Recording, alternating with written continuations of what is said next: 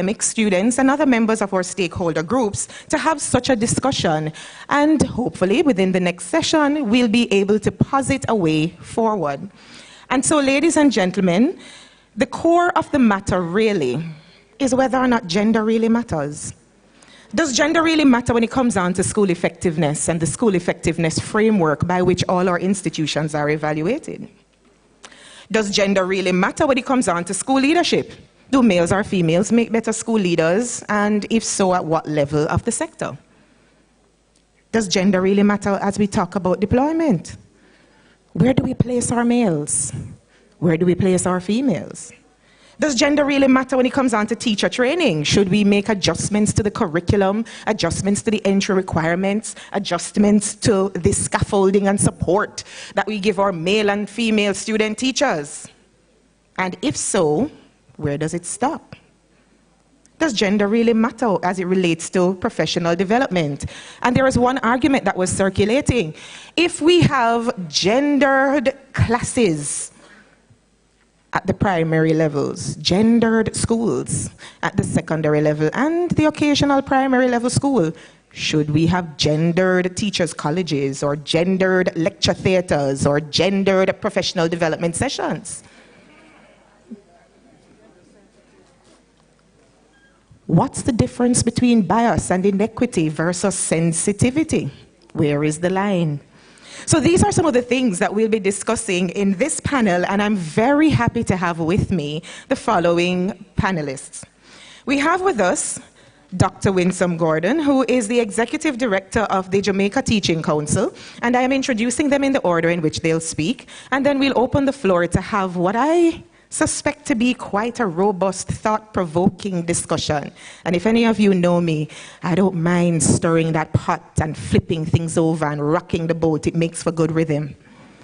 Dr. Winsome Gordon will be followed by Dr. Christopher Clark, who we heard from earlier, but ironically also has quite a bit of experience in the early childhood sector.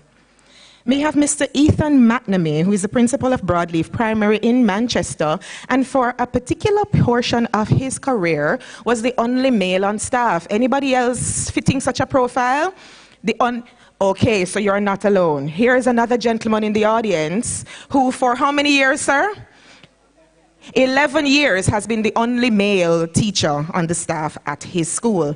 He'll be followed by Mr. Richard Palmer, who is a final year student at the Shortwood Teachers College and is also the president of the Students Association Executive.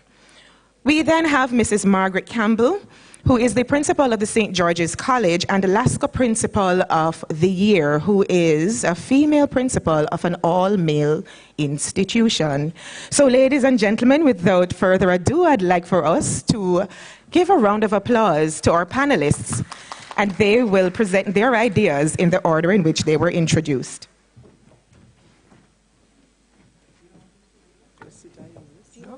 Dr. Gordon?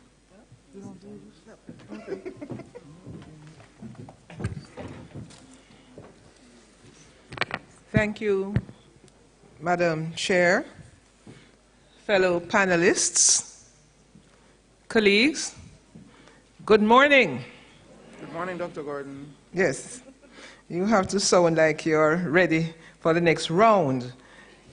Dr. Clark, just to let you know that the government has a program in place to assist students who are on PATH programs and who have been accepted in the tertiary institutions. Yes, ma'am.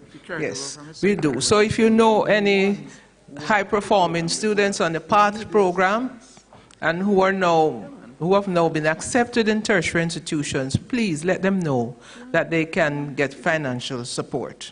It's very important.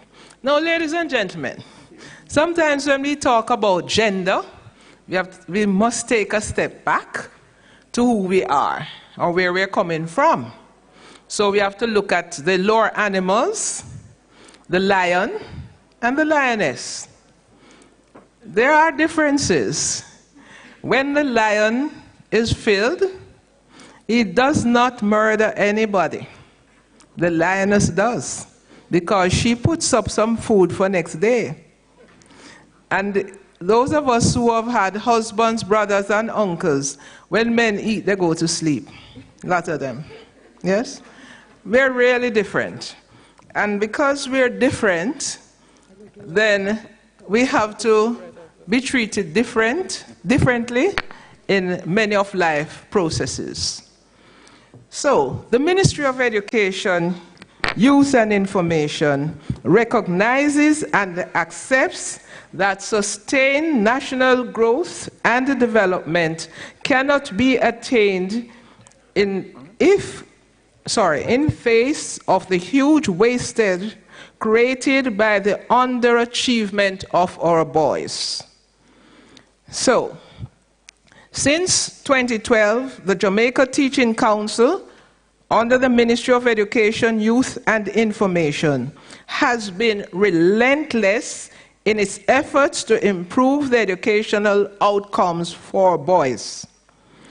At first, there was strong resentment and opposition from those persons who were forging the pathway for girls' and women's education. It was so challenging that they went to see the then Minister of Education to say that Dr. Gordon would erase the gains made for girls and women since 1984. But I'd like to let you know that I was in that team, and I was one of them who argued for the laws to be changed so that we'd move from being chattel to persons.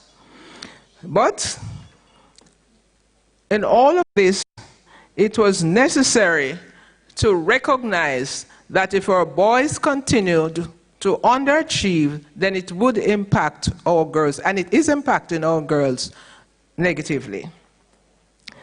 In face of all this, JTC continued to pursue its course because the teachers indicated that they were challenged by the boys in schools, and our responsibilities is to help teachers to do the best that they can.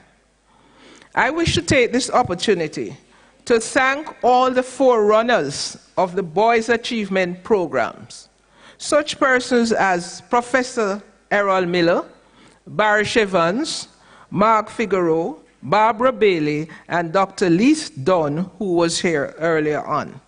Their research, in addition to a national research carried out, led to the program developed by the Jamaica Teaching Council.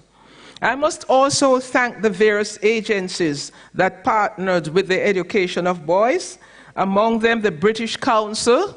The Commonwealth Secretariat was the #1 and came up with money and technical support. Of course, the Jamaica Teachers Association also partnered with us, and the private sector organization, far too many to mention. Our strategy was to work with the boys and their teachers, and we had them together. The boys were active participants in all our programs. They told us what the challenges that they had with the education system and advised us of how to help them to move forward. We had an annual forum with the private sector and the boys to discuss how best they can manage in the education system. And I must tell you something. Some of the heads of organizations that you and I cannot meet, they met with the boys, and they spend, whenever we have the forum, the whole day with the boys. These fora have helped considerably to motivate our boys. We have an annual training program with boys and teachers at the Edna Manley College for the Performing Arts, and in that program, 1 to 2 weeks, boys read, and they enjoy reading. But they're reading with a purpose, because they have to write to their clients to say what is it they are doing and what support they need from the clients. At first, when we asked the teachers to come to a workshop with their students, they were a little bit, what are you doing, Dr. Gordon? You crazy? But when they got there, they enjoyed being with their students. And now it has become a practice. We had an expert from Florida to come and do brain-based education with us to discuss and explore the differences between the development of parts of the brains of boys and of girls, and how this development influences how boys behave. Today, we are very happy with the improvements, although they are not exactly where we want to be. We have a far way to go. I want to thank the teachers. The teachers took it on. When I asked the teachers in 2014, I had 156 teachers from all over Jamaica, and I asked them just to write one word that would describe boys in their classes. Only 3 teachers had something positive to say.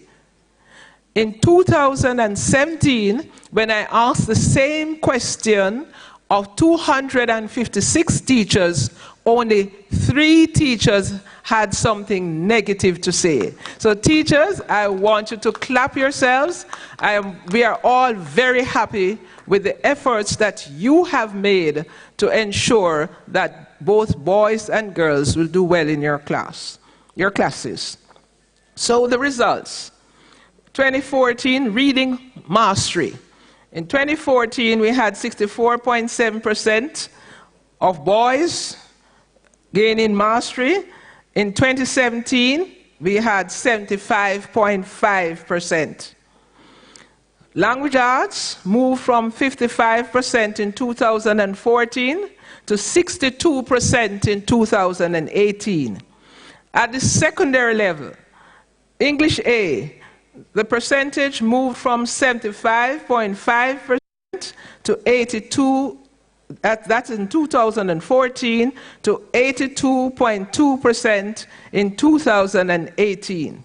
Mathematics progressed from 55% in 2014 to 56.8% in 2018.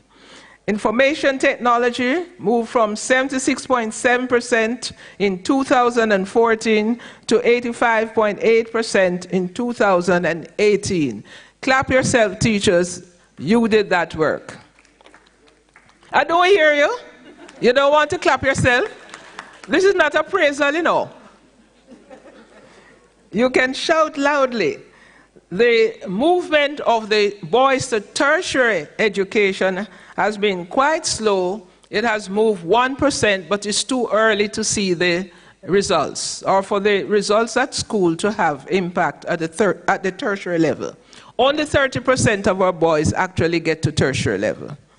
And it is something, it is frightening, and we really need to work hard to make a difference to the entry of boys in tertiary level. The improvements that we have seen, we continue to work hard with the teachers in order to make more gains, greater gains.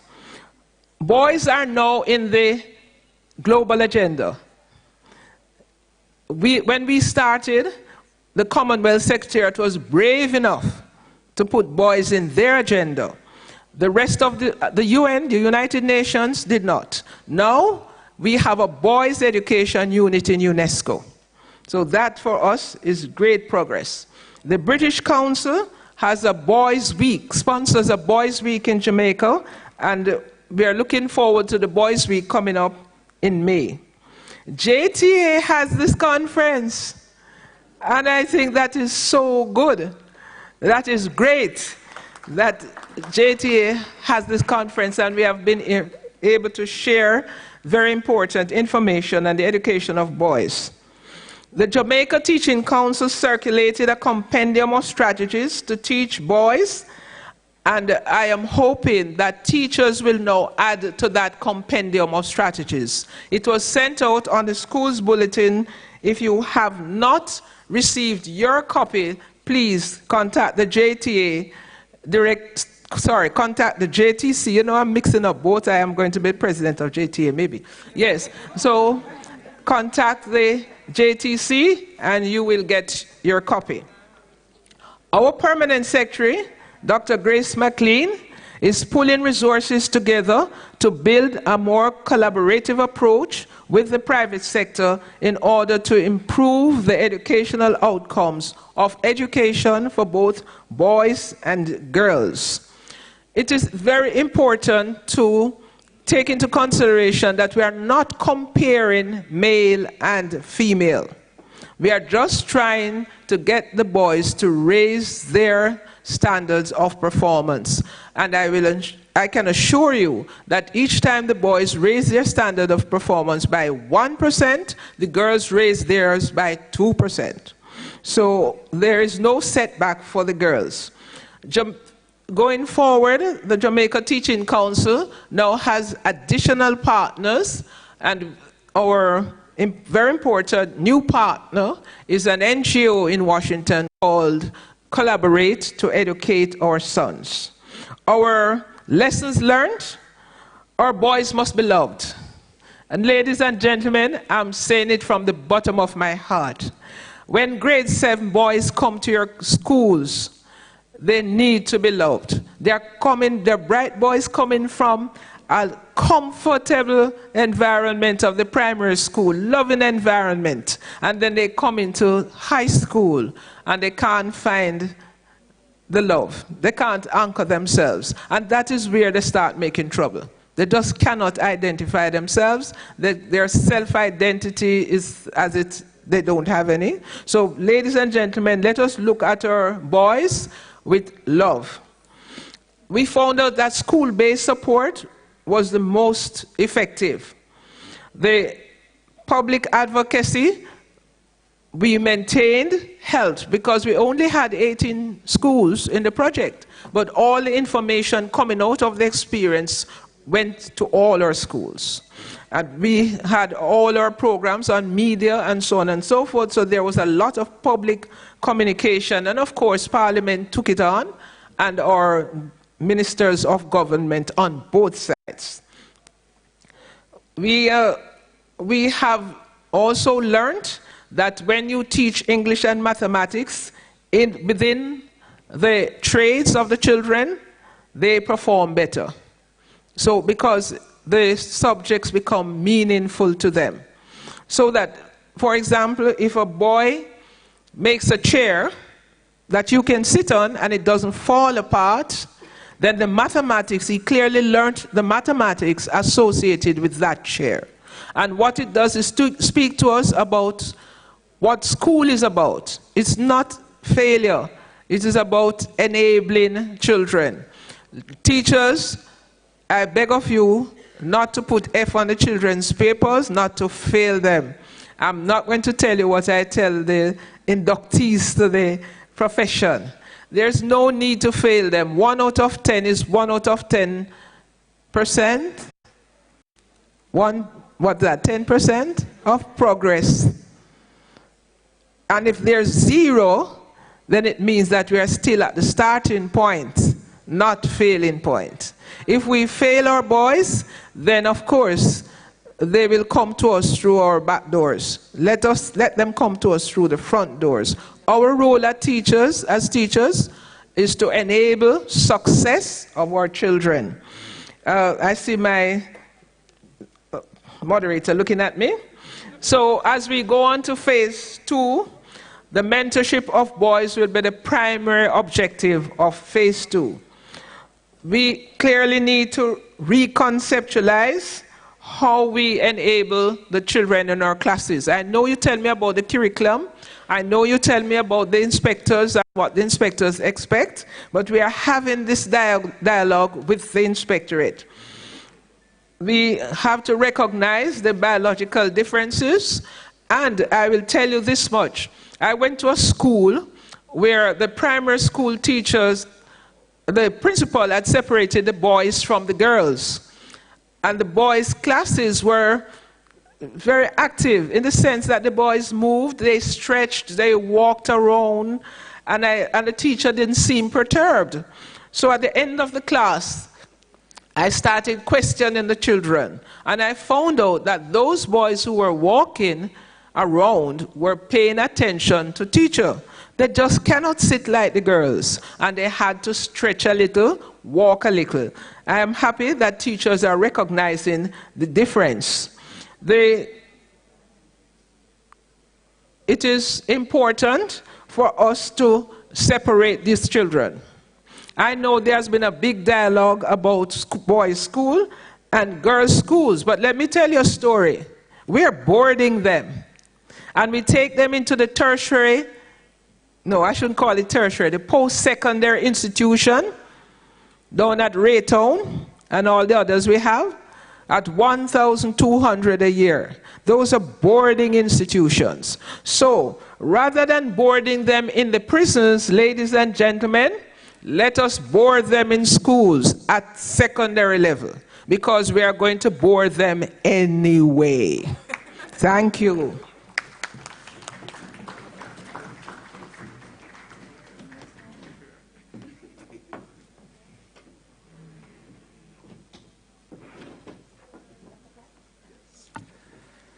Colleagues, good morning again. I have spoken a lot. I stood for a long time too. You'll pardon me. I'm just going to make some statements going forward. You've heard my plea for attention to be paid to boys' education, but I'm also concerned about girls' education. It's not one or the other. It's both. The focus right now is on boys' education because they're at risk far more than our girls. So my call is for changes to take place at the Teachers College level. Yesterday I shared and called for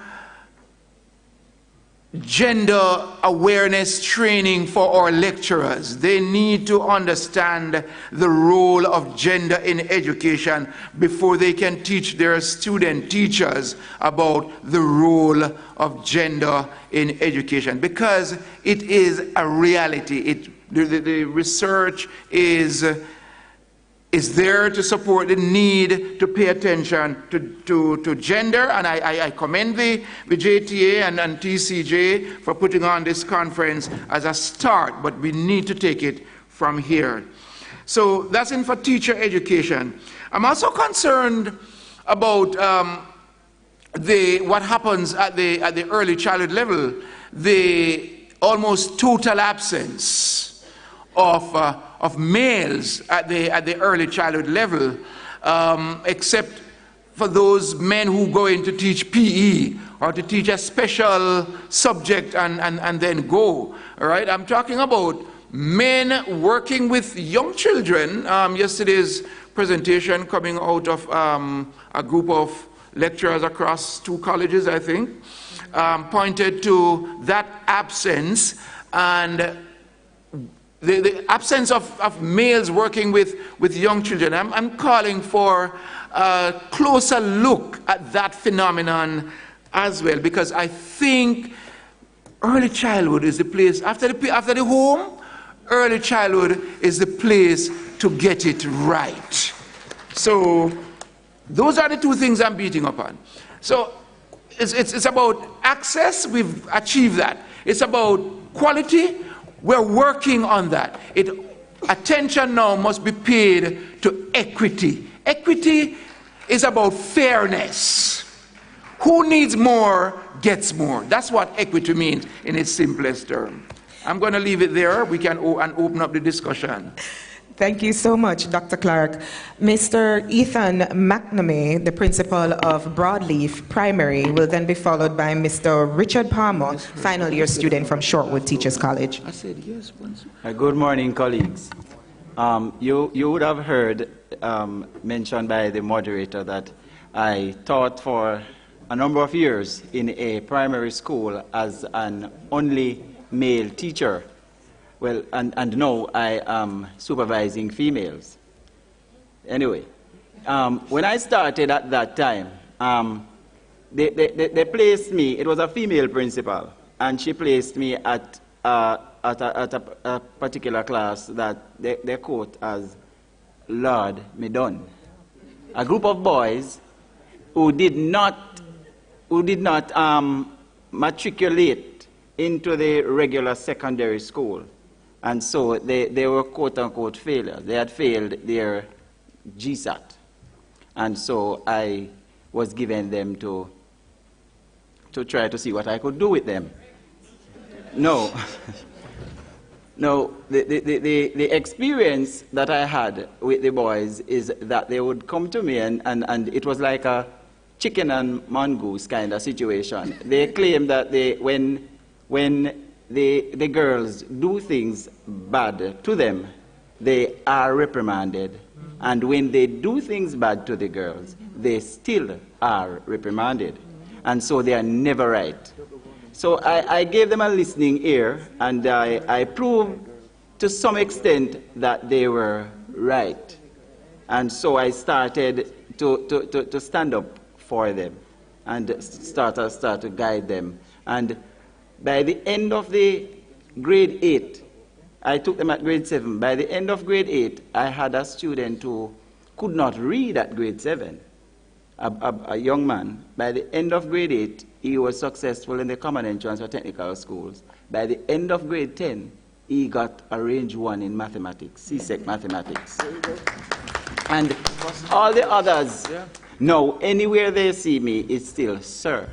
And all the others now, even last, I think about 2 weeks ago, I got a call from one of them. He knows that I'm doing some construction, and he has offered to come and do something in my kitchen with my cupboards.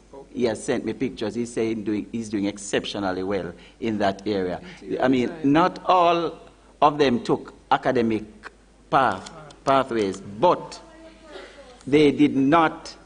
We cannot put them in a group to say they have underachieved, because they are contributing to society. And I'm saying, how do we measure underachievement? We probably are limiting it to academic success. And what is real academic success?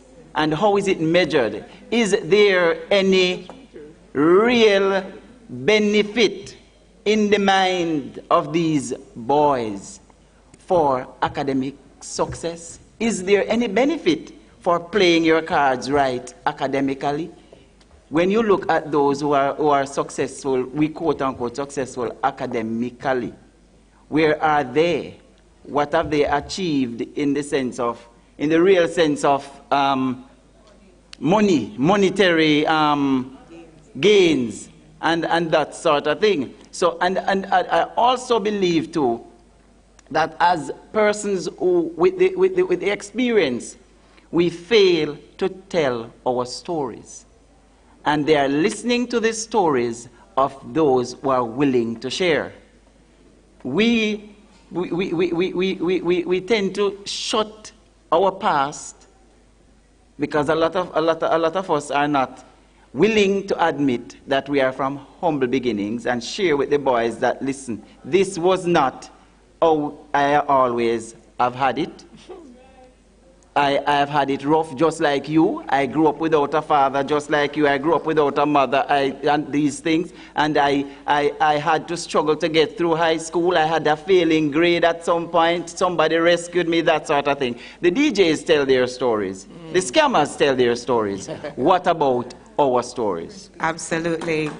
Thank you so much, Mr. McNamee.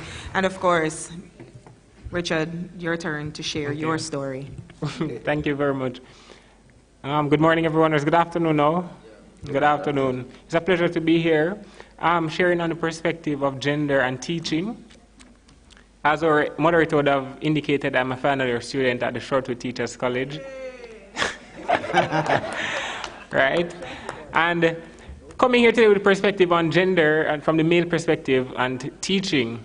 So when I got the invitation to be here, I started to ponder about why males do not really like to enter into teaching. And looking at the audience today, we still see that the number of males versus the number of females is not very significant as we would have liked. But the issue that I realized when I spoke to most of my male friends, and I sent them a message and said, why do you think males don't enter to teaching? Most of the responses I got, they surrounded 3 areas. One was the professional expectations that we have, or the general expectations that we have of teachers. The second one, remuneration. And the third one, well, there are 4 of them. So the third one actually has 2 parts. So there are perspectives. So one is the perspective that we have of males, and the perspective that we have of teaching.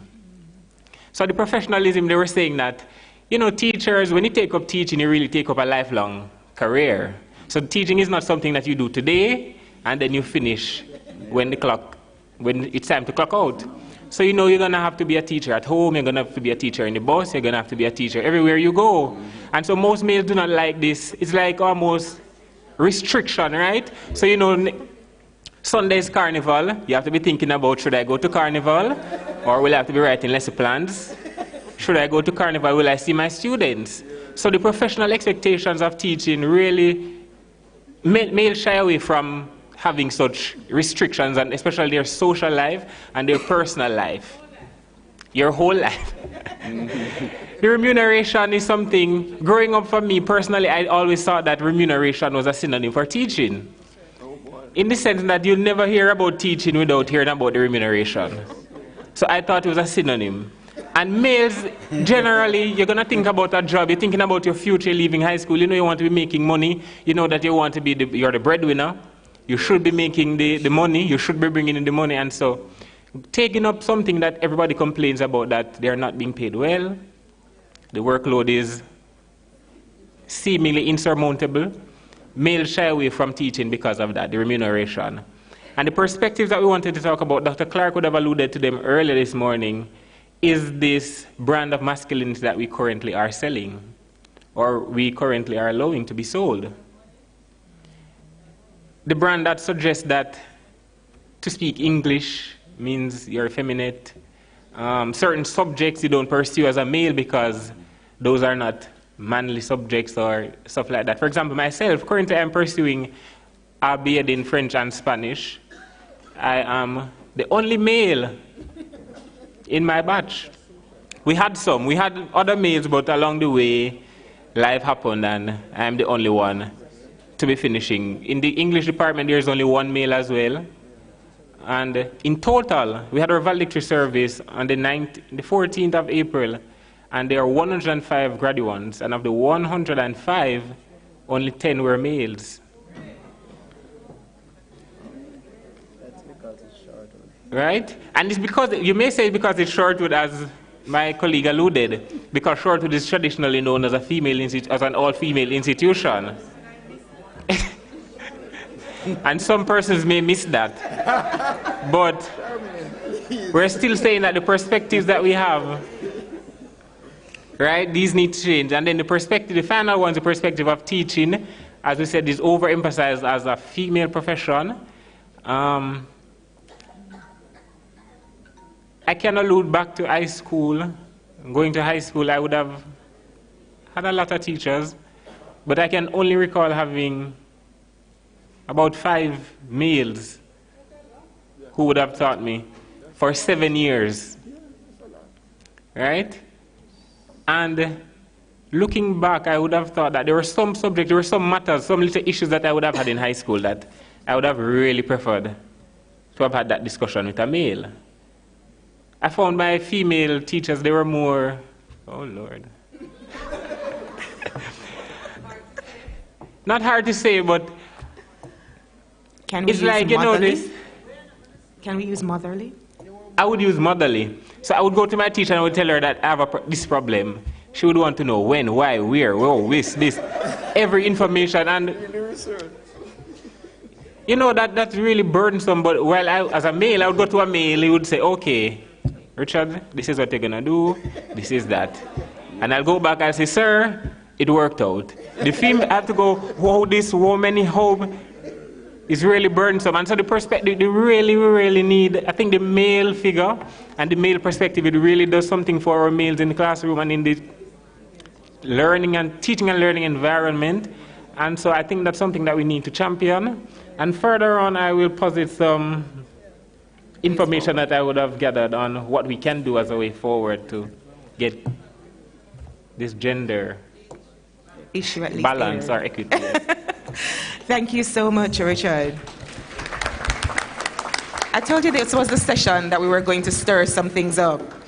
Of course, we have Mrs. Margaret Campbell, who's also going to share her unique perspective as principal of the St. George's All-Boys School. Madam Moderator. Oh, I'm sorry. St. George's College. I know, St. George's College, and they have females in sixth form. As you know what, I was a little bit interested whether or not the introduction of girls changed the dynamic any at all, because if we're talking about female leadership, when it was all boys versus when girls were introduced, did that even make a difference any at all? Well, I'll share a little bit on that as well then. Good morning, everyone.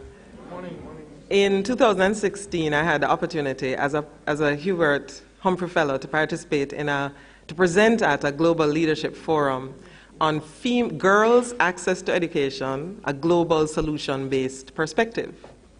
At that time, it came very starkly home to me that the data shows that girls across the globe are denied access in terms of their presence in a classroom.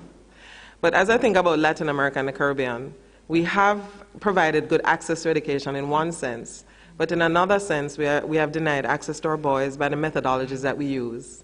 And so just for us to consider that word access, that yes, we've provided the spaces in the classroom, but are we denying them access by the methodologies that prevent them from achieving their best? In 2006, when I became the first female principal of St. George's in its then 156-year history, I decided that if I was going to be in charge of a boys' school, that I needed to be deliberate about understanding how boys learn, different from how girls learn, to see if there was a difference, and then to take advantage of those differences in favor of the boys' performance, and in some cases maybe nurture them away from being held back by some of those differences, depending on the circumstances. One of the things I've done then in paying attention to boys' performance and achievement starts with staffing. It starts with recruiting teachers that understand boys, and ladies and gentlemen, that is not always men. In many cases, it is women. But and so when I interview, it starts with the interview. When I interview, I ask the question, what do you know about teaching boys? And I would encourage our teachers' colleges to pay more attention to that. Almost all the people, the interviewees, are unable to say very much about what they know about boys at all. And so I pay attention to the responses there, and if you start out by saying, oh, they're difficult, they're challenging, oh, they're the most distracted, then maybe you're not the best teacher for an all-boys school. If you start out by saying, well, they need to be you need to be engaging. Oh, I'm looking for you, right, because you're going to be engaging in the classroom. I do agree with what has been said, that an effective, engaging teacher that has high expectations of their students, gender is not so much a focus. The challenge is that we have provided them, in many cases, with an unstimulating environment that does not have expectations, that is boring. And guess what? Girls can learn in a boring environment, but not so much boys. We pay attention to the differences. At St. George's College, we are blessed with a number of men on staff. It has been about being deliberate, but please know that we never sacrifice competence for gender. And so we have about 40% of our teachers are male teachers. It carries over to our senior teachers, where 43% are male, and then to our admin team, where 43% are also male. And so we have been deliberate about that, but again, never sacrificing competence for gender. The staffing, we are having recruited staff that we try to identify as being teachers that understand boys and love them. Love them. If you don't love them, you should not be in a boys' school. And there are some that start out with us that at the end of the year, I very gently suggest that an all-boys school may not be the best environment for you, because not everybody has that kind of skill and energy and passion and all the things that we need to bring to it. I walked by a classroom recently from one of my teachers that I think is outstanding at teaching boys. She teaches Spanish. And as I walked in, there was a boy lying on the floor taking his notes. In the Jamaican classroom, that is not normal. I applauded her. Because our girls can sit, when you think of a boy, a 2-3-year-old boy who starts at the early childhood level. My nephew started school last year, And he is a bag of energy still today.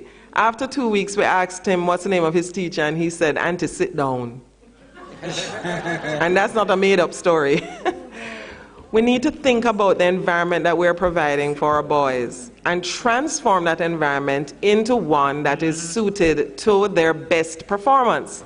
And that, I guarantee you, will almost always also positively affect the outcome of our girls. So let us become deliberate about learning. So one of the things we also pay attention to at St. George's is research around the genders, research around what is better for boys, girls.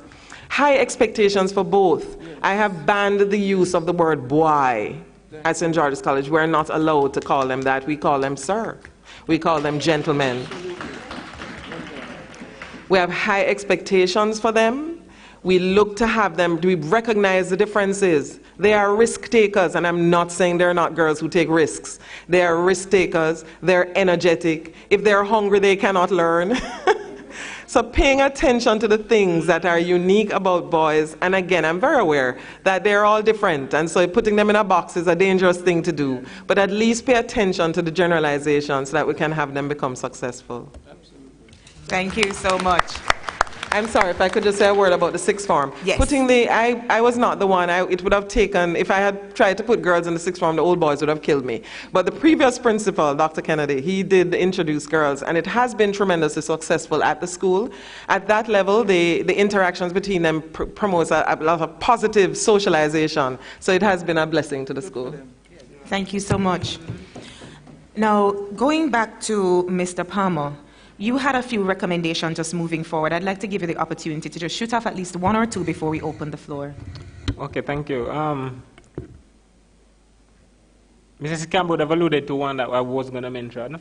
So, learning how to teach boys. Currently, I'm finishing my program, and I can't say I've done a course on how we deal with gender in the classroom. We would have used like generalizations, but in terms of a course that is specific to teaching gender and how to cater to different genders in the classroom, I think that's something that we need. And for example, we have special needs in education, and we know that we are championing special needs. So now we have a course, we actually do a course in special needs.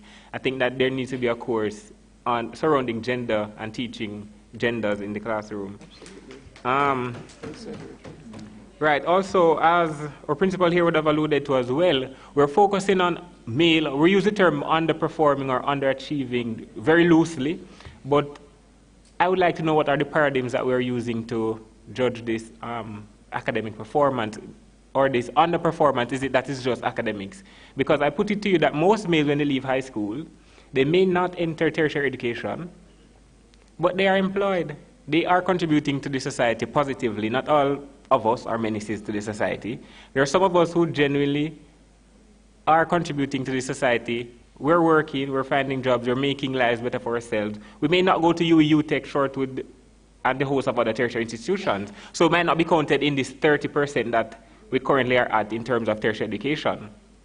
So we need to prepare students. What I'm putting forward is that we need to prepare our students from high school, considering the fact that most males will not go to tertiary institutions. We need to ensure that when they leave sixth form or when they leave high school, they are equipped to take on real life work. So don't bore them with just passing exams. You need to give them actual skills that they can use. Seeing that most of them will not go to get these skills, we need to ensure that they are equipped from high school so that should you not go to tertiary institution, you have something to survive with.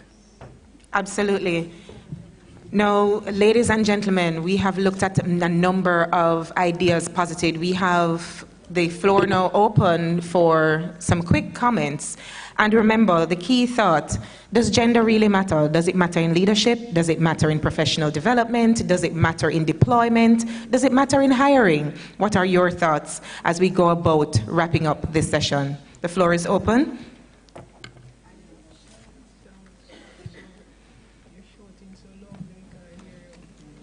Okay. We have a couple of persons moving to the floor. I'd also like to invite, there are two persons who in particular made arrangements to speak, Mr. Otis Brown from Cedar Grove Academy, Cedar Grove Academy, and Mrs. Beverly Gallimore from the Maxfield Park Primary. Okay. Go ahead, the floor is yours, introducing yourself, where you're from, and your quick question or comment. Good morning, colleagues. Sorry, good afternoon, rather. I am Shireen Williams Coulthurst, lecturer of Church Teachers College, Mandeville.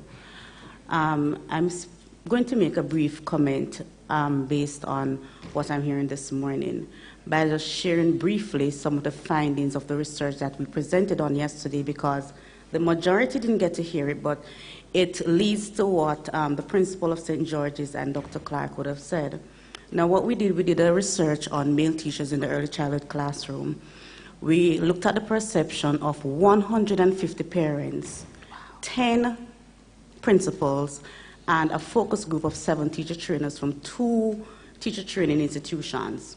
Now, when we asked the parents what they believe about having male teachers in the early childhood classroom, specifically from 0 to 6 years, we found that over 85% of the parents had no problems with having male teachers in the early childhood classroom. As a matter of fact, they indicated that it provides a balance, and they indicated it provides a father figure that is absent in some of the homes. That's quite interesting. In addition to that, the teacher administrators, the principals indicated that in their schools, even though there's a minority of 39 schools in southern Manchester, only 1 male teacher was in the EC classroom. In Clarendon, Central Clarendon, only 1 male teacher. But because we did a study with both private and public schools, we found that these teacher administrators who encountered with male teachers said that the students performed well when they had a male teacher, because they could communicate better with the boys. They taught them sports in a way that us as female cannot teach them. And when you speak about nurturing, you would say that, oh, but the male teachers are not as nurturing as the females. Or principals objected to that and said that the male teachers are actually quite nurturing, and they paid attention to the females, not in a bad way, but in that way that daddy pays attention to daddy's little girl. Yes. So, one question that we asked that was very important: do you believe that male teachers are mandatory? And 61.5% of the parents said yes. Wow. Thank you so much. Because it will also help with the behavioral issues from that tender age.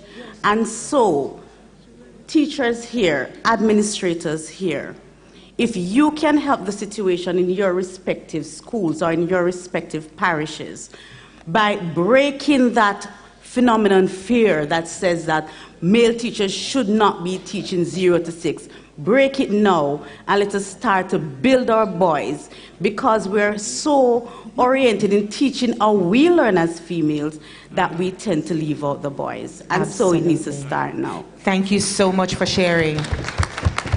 Colleague at the microphone.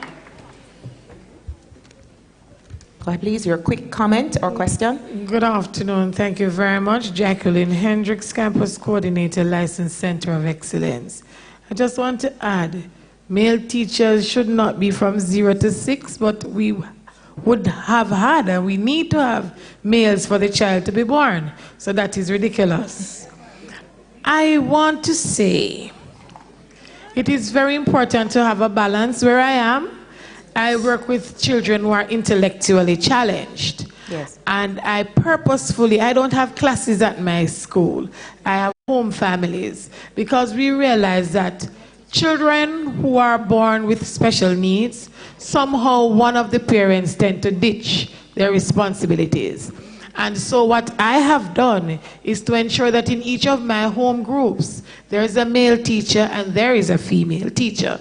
So we have a balance there. And of course, my boys and my girls, they are very special.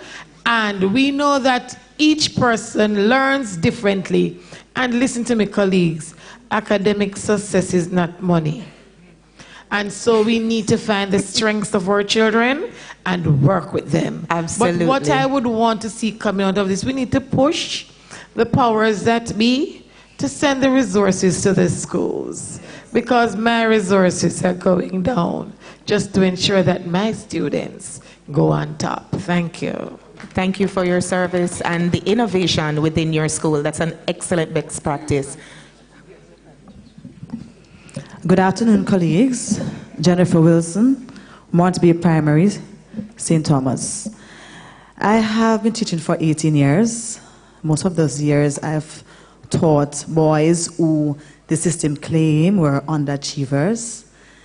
And I have to say, I strongly believe to some extent that the system have failed my boys. In terms of assessment, most of my boys, they wouldn't read. I know reading is important and all of that, but they use their hands. They could make things. When you see them drawing, and when they made their things, and only to be told that, well, he has failed because, of course, he couldn't do GSAT. And then they went to a school where, again, they failed because they couldn't do CXCs and they couldn't do anything like that. And to some extent, I really believe we have to, even though we have PEP now, I thought PEP would really be a more project-based part of it where the boys would get to actually make things and display and they be graded. To some extent, it's a lot of reading, and yes, reading is important. But most of our boys are going to draw, and the girls too. But in assessment, we have to look it over to see the boys really, some of them, well, right now, they have been gainfully employed. They create their own furniture, and some of them are graphic artists. Absolutely. And they are doing well. Not by our standard to say they have CXCs and all of that, but they are doing well and they're contributing to society. Right. So, to some level, what are we really saying today? How are we really going to help our boys? We have to change the way, yes, we teach and assess and approach them, because really, they really need our help. Absolutely. Thank you so much. We are allowed, sure. I'm going to allow Dr. Clark to also comment. A brief comment, colleague. I've heard it too many times. And I want us to rethink this notion that because I am doing something involving my hands, my head is not at work. Absolutely. I really want us to, no hands move without a head. So there is a lot of thinking going into making anything. All right, so let's not separate hands and head. Which is the your head not good, so NCT use your hand. NCT VET and the competency-based learning that is actually pushed by HEART operates on the premise, as you mentioned, Dr. Clark, that in order to build anything, it requires some of the highest levels of intellectual function. A child cannot build a chair that can withstand my weight and I'm nice and fluffy and round if the child does not have the concept of measuring. They select the right material for purpose, aesthetics, and the work. So absolutely competence-based learning is hinged on the fact that, of course, there is a brain-based process that drives what is manifested by the hands. Final comment? Yannick Dobson, Pathway Coach, Brownstone High. A lot of these drawbacks as it relates to teaching our boys starts at home. And I think with all of the research that has been done, I am hoping in the near future that we have parent sensitization sessions, passing on some of this information to the parents, because I know that if a lot of the rethinking on learning, relearning as it relates to how boys learn and what they need, if this is done at home, if it starts at home, once the students get into the education system, it will make their traveling through the system a little bit easier. It will make it a little bit easier for teachers when this begins at home. Absolutely. Final thought? I have a concern. It goes back to parents too. PEP is here. It's project-based. And I think... Okay, can we allow her to expound her understanding of what PEP is? PEP is here, and the curriculum the NSC which is used, the curriculum guide that is used, calls for some project making, some making of things and building of things in many of the areas that it offers. Okay. Parents are at fault at times where projects are given, and what they do, if the children are to take materials and to build a house, they go down to the carpenter shop and they pay the carpenter, and the children come to the school with the well-made things. And they are expected to grade, the teachers are expected to grade them. No, this is one of the ways that teachers will be able to find out what a child can do, what skill areas a child has. If a child is allowed to do his project by himself, bring it to school, and it then now helps to channel and train. So the child leaves primary school, he goes into high school, looking back at the projects he might have done, we are able to say, all right, this child is good with working with his hands. Even though he might be academically inclined, whatever skill area he will be introduced to will be something that he has shown an interest in and something that he has been seen to do good at the primary level. So we practice the continuity as he or she moves up through the secondary education. Thank you so much for sharing. Okay, ladies and gentlemen, unfortunately, we have run out of time, and I would have to seek the permission of our GenSec, Mr. Farquharson. We do have 2 other comments on the floor, and I would have to seek their permission because we do have a time constraint to complete the next activity. However, may I suggest that you record, because the next session is another very interesting one where we are looking at positing a position for the Jamaica Teachers Association on how it is that we can not only continue the dialogue but actually effect change in teaching and learning by examining gender. Ladies and gentlemen, on your behalf, I'd like to thank the persons who participated in our discussion, Dr. Winsome Gordon, Dr. Clark, Mr. McNamee, Mr. Palmer, and Mrs. Campbell. Let's give them a round of applause, please. Thank you so much for your attention.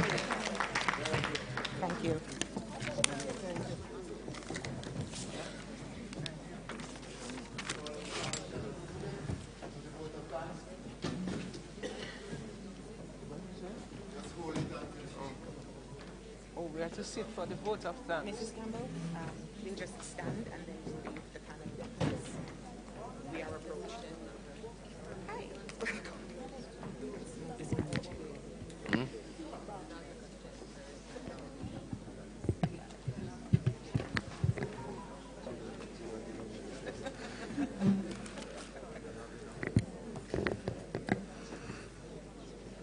Good afternoon, colleagues. It is my privilege to move the vote of thanks to our illustrious panelists. Dr. Winsome Gordon, your contribution highlighted 1, the Ministry of Education's contribution to through the Jamaica Teaching Council relating to the achievement of boys, and 2, the partnership brokered with Corporate Jamaica in raising the standard of performance of our boys. Dr. Christopher Clark, thanks for reinforcing the point that early childhood is the place to get it right, and underscoring the point that gender awareness training is extremely important. Mr. Ethan McNamee, thanks for concretizing the fact that sharing is caring, sharing our humble beginnings with our boys as it has its impact may be far-reaching. Mr. Richard Palmer, thanks for sharing your experiences as a male student teacher and positing that we need a change in perspectives on how to teach and branding our masculinity that is currently, we need to change our perspective on the brand of masculinity that is currently out there. Mrs. Margaret Campbell, thanks for reinforcing that positively impacting our boys ultimately leads to positively impacting our girls. You, our amazing audience, your contribution, whether through sharing your experiences or adding to the lively discussion, was greatly appreciated. Finally, our moderator extraordinaire, Aniona Jones, thanks for facilitating the smooth transitions throughout the discussion. This panel discussion was truly enlightening. Again, thank you all. Mr. Richard Palmer. Mr. Richard, can you join us here for a token, please?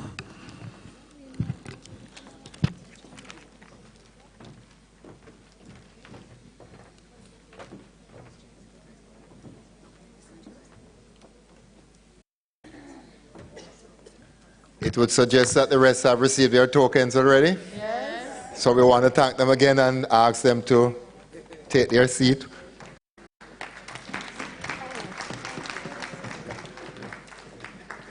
Sorry, just, yeah, okay.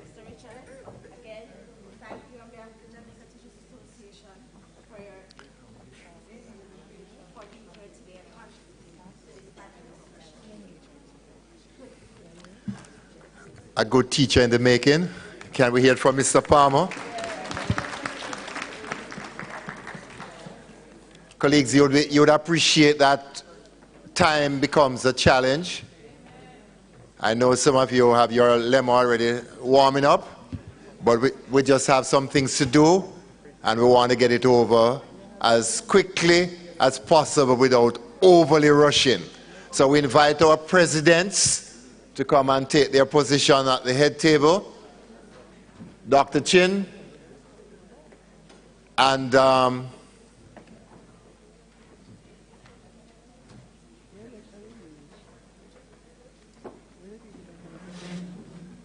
okay, one of the things we're going to do, we are entering in a sense towards the closing session. The Jamaica Moves team here, but we have some other activities to do, and I'm going to invite the candidates to prepare themselves, to sell themselves, and I know some of them say they are not 2-minute and 3-minute men, and I'm not going there. I'm just saying for today, 3 minutes is the time given, and if you can't make the point in 3 minutes, then you can't make it. Okay, you'll bore after that. So, let's go. First one on the go, I'm going to be I'm going to be balanced. And I'm going alphabetically. And therefore, the first person will be Jasford Gabriel. And here you are. Let's welcome him.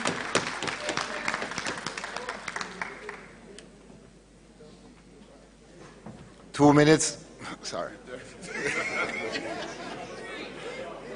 I guess it's a minute by now. Thank you, Mr. Secretary General, Mr. President, other members of the Presidential Corps, colleagues, good afternoon. So I'm Jasford Gabriel. I'm principal at Manchester High School. And I first want to begin by saying thanks to all those persons who supported me last time in my sojourn to be President-elect of the Jamaica Teachers Association. I'm humbled by your support. I was one of the first ones to extend congratulations to Mr. Speedy. It was a little too speedy for me, although it was close, but I look forward to working with him to execute the plans of the association, and you can be assured that the association is in good hands as I will champion the cause of the teachers.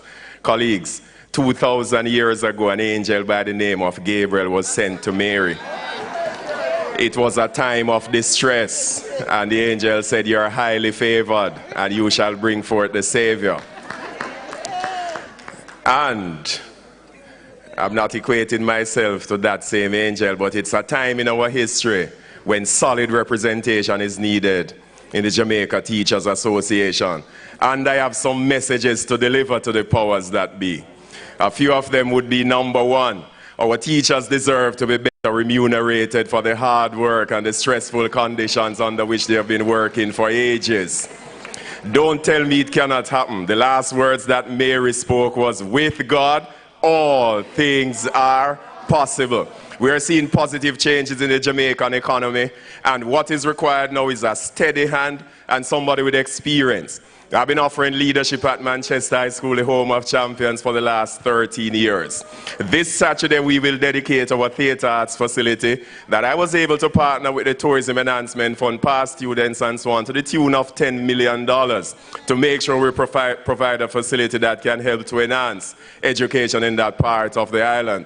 And I want to bring all of this experience to bear, the experience I would have garnered through one of the trainers in the NCEL program, and through knowledge of economics and statistics, to make sure that it's a negotiating here, and I want to make sure that I'm on board in lobbying the powers that be to make sure that the very best is available for our teachers. I will not take anything less for an answer.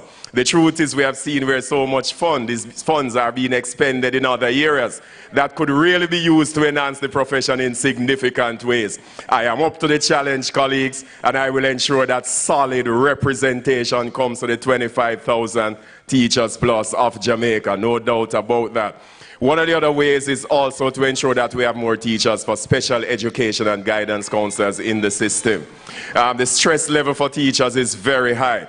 And apart from looking at remuneration, we need to look at other ways in which we can offer support to the classroom to pull some of the students who need specialized treatment out so that they can be treated in a specialized way to reduce the stress level inside the classroom. So I'm on board as far as that is concerned. I want to continue to build on the rich legacy that has been laid. I love the initiative that has just been launched by the current president in terms of additional health care for teachers. That's something I'm willing to expand on, and will be vigorous in expanding on as well. Because apart from remuneration, I would want to look at other ways in which benefits can be afforded to teachers through allowances and other means to make sure that our teachers remain on the cutting edge. Finally, colleagues, the way we are going to remain viable, the way we are going to remain powerful, the way we are going to be listened to is when we raise the professional fiber in the profession.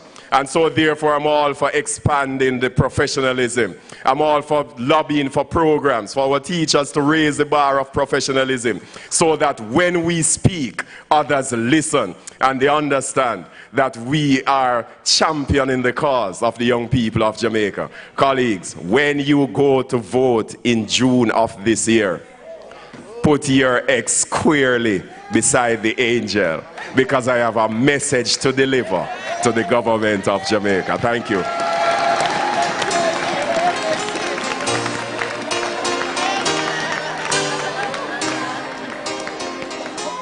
Thank you, Mr. Gabriel. I now invite Mrs. Lasanya Harrison to come and make her presentation.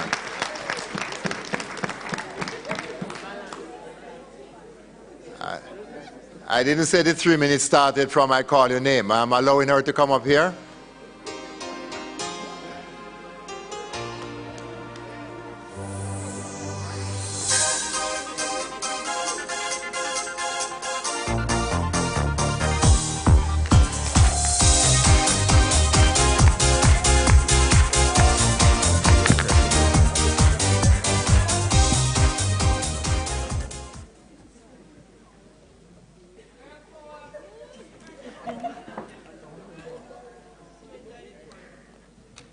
Our moderator, Sec-Gen, our presidents, and other members of the head table, to you, my dear colleagues, a pleasant good afternoon.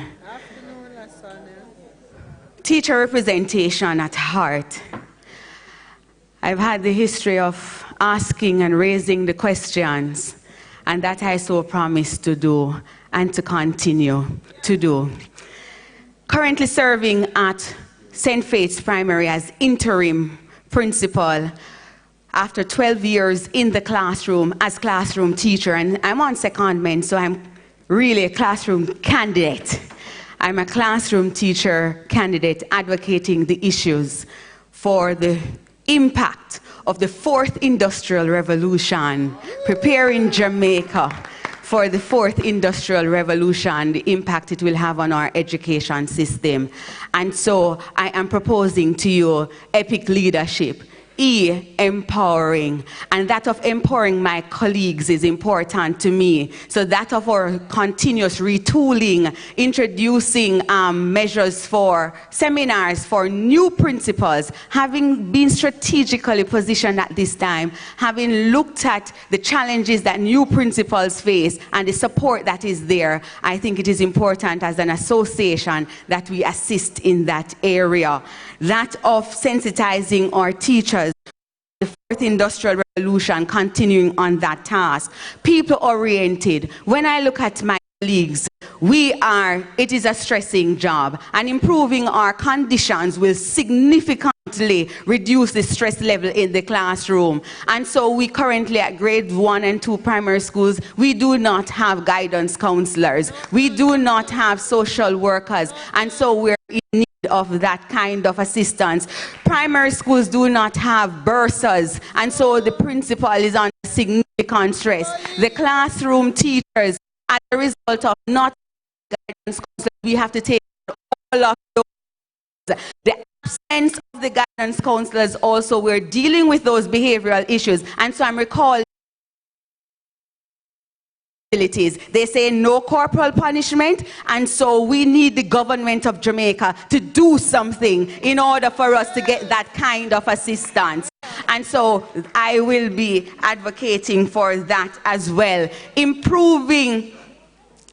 Reducing the stress level of our teachers as well. We want our teachers to, when we go on break, the government cannot be taking back that day. We get 3 days for midterm, and 1 or 2 of those days are taken for professional development. We're not saying professional development is not important, but when I look, we borrow a lot of things from America and from leading countries that are performing well educationally. And so when I do my research, Finland, Singapore, and British models are the models that we look at. In those models, colleagues, they give 1 week break to their teachers midterm. 1 week. I'm calling for the government of Jamaica to introduce that here, and then you may take a day or 2 for professional development, but the teacher has time to rejuvenate, to recalibrate. The teacher has time to renew him or herself, to again offer the best that he or she can offer to the students entrusted in our care. And so it is important. Yesterday we started the introspection as an association, and I think it is important for us. The time has come for us as an association to establish a research unit. I don't think as the vanguards of this society, I don't think as the mainstay that we should be reacting to information that the Ministry of Education puts out. I think we should be data gathering, and so we need a research officer. Did you know, my colleagues, that in 1974, a decision was made at our annual conference that a research officer should have been employed to the JTA. And so that's through my readings of our Clarion. And so I'm calling, I think it is important for us to put out that data. I think it is important for us to be saying to the government what the policy directive should be. Not that we're not doing it, but we need to do it being driven by the data at hand. I also think, colleagues, remuneration for the teacher is always foremost for us as an association. To improve the salaries of our teachers will ensure that we retain men in our classrooms. We will attract men, we will retain men. I do not buy the argument that we should pay men more. I believe all teachers should be paid well. And when we do that, then we will attract and we will retain men, and we will retain our math and our science teachers, the best to our system. And so when the government pays us better, and we shall be leading that negotiating team, that we will be advocating for the best. But can I put a plug in here, colleagues? I need you to respond to us. When it is that those questionnaires go out, I need you to respond to us and for us to take the best package to the government of Jamaica. And so I say to you, when you vote in June, vote Lasonia, teacher representation at heart. asking the hard questions, posing the questions to the Ministry of Education representative. It has been my trail, my hallmark, and I will continue to do so. God bless you.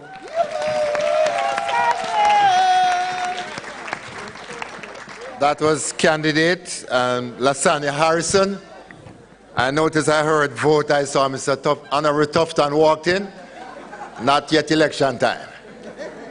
Welcome, sir. We'll get to you a little later, but I'm sure you'll enjoy listening to the voices of the teachers. I now invite our third candidate, Mr. Winston Smith. Let's hear it from Mr. Smith.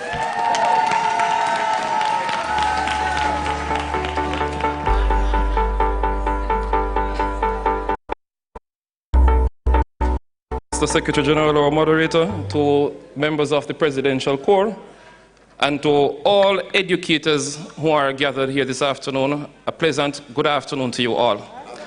My name is Winston Smith, as you would have heard, and I've been an educator for over 27 years. Now, not just being an educator, but an advocate for teachers of Jamaica, being a representative of the Jamaica Teachers Association. Since 2008, I've been on the General Council, and I've also served on the Salaries and Conditions of Service Committee from 2008 to date. I've participated in all our negotiations. I've seen the things that we could have done better. And as a trained negotiator, one who is certified by the Hugh Lawson Shearer Trade Union Institute, I present myself to you, colleagues, to ensure that we give the best representation when we enter the halls of the Ministry of Finance. Colleagues, there are many things that are plaguing us today, and we want to ensure that these things are sorted out. First of all, when you look at within the tertiary sector, we want to ensure that there's parity for every tertiary institution as it relates to what is happening with the University of the West Indies and the teachers' colleges in Jamaica. We want to make sure that there's no difference between the compensation for them. Colleagues, the National Standards Curriculum is upon us. Teachers, if we do not get adequate resources, our professional integrity is at stake. Because when the teachers fail to deliver because of limited resources, it is the teachers of Jamaica who will be blamed. And Winston Smith is here to defend your cause. Colleagues, there are many teachers who are injured on the job, and there's nothing. You have to actually take a lawsuit against the Attorney General. I'm saying to you, there should be a protocol in place to ensure that every teacher who is injured in the line of duty, like the police, there should be compensation for these teachers. And I'm saying to you, vote for Winston, and we are going to press full speed ahead. The Early Childhood Commission teachers, when we speak about the Early Childhood Commission, as a principal who would have developed an early childhood institution at Constitution in primary, what we find is that there's a disconnect between what the Ministry of Education says as the teacher-student ratio versus what the Early Childhood Commission says is the teacher's ratio. As a result, the early childhood institutions cannot be certified because you can't meet the standards, simply because there's a difference. And we want to bring unity among all groups within the education sector. Colleagues, it's not about talking about what we cannot do. I have been doing this over the years. Every year I stand at this very podium and make presentation to conference because I've been the national chairman for salaries, the national chairman for finance, the national chairman for resolutions twice. I have been around the entire country training teachers in the art of presenting and debating resolutions. Colleagues, a JTA led by Winston Smith will empower the teachers. I hear Mr. Otis spoke about yesterday about not hearing from the JTA. The reason being, colleagues, is because our teachers are not empowered at the district association level, at the parish level, to ensure that being the first response of the union within the different clusters, they are able to adequately represent the needs of the teachers. And I'm saying to you, we need to go back to those things to empower every single member of the JTA. We want to lift the standard, colleagues. But when you go to vote, don't worry about the message that came 2,000 years ago. Angels that remain on earth are not supposed to be on earth. Angels are not supposed to be here, and if they're here, they're fallen angels who deceive people. We are here to present to you a viable cause, a viable option, somebody who has your interests at heart. Colleagues, I have been principal of 2 institutions, and none of them are failing. I took constitution from a school of desperate in need of support. When I left it, it was at satisfactory level. I take Golden Spring at an unsatisfactory level. And within 18 months, we're at satisfactory level. We're climbing high. I am saying to you, my colleagues, here is a teacher who have gone through all the different levels. And I'm saying to you, I am prepared to put every ounce of my existence in representing you. And that is why, as a provisional principal, when the JTC bill hit the ground in 2013, I was right at the front demonstrating against the egregious things written and contained therein. And I'm saying to you, the JTC bill is coming back. You need experience, you need wisdom, you need understanding to know that this legacy that people want to build on, I helped to build it to get it where it is. And I'm saying to you, let us move forward and bring the JTA to a level of respectability that the media will no longer go to subsidiary groups when they need to get information concerning education, but they'll come back to the JTA as it used to be. I thank you that when you vote, make sure that you don't look top and bottom or middle just for a name, unless you're looking for Winston Smith. Thank you very much. Thank you. Thank you, Mr. Smith. Can we hear it for all our candidates?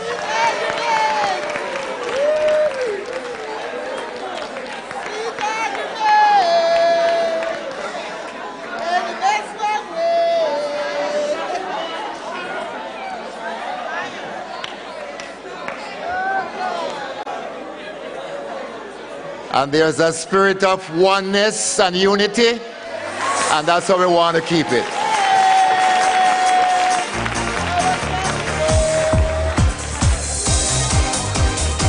After, not no.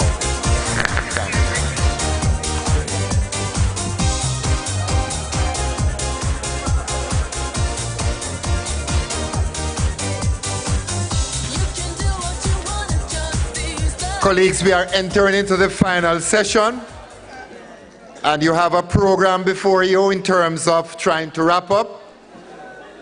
I am just going to indicate that we have had so far a good conference. We have been challenged with use of time because there's so much to be absorbed, so much to do in, I wouldn't say so little time, but managing time is a challenge, and therefore I just want to say we are here at this point, and I'm going to move straight to remarks from our president, Dr. Garth Anderson. Can we make him welcome?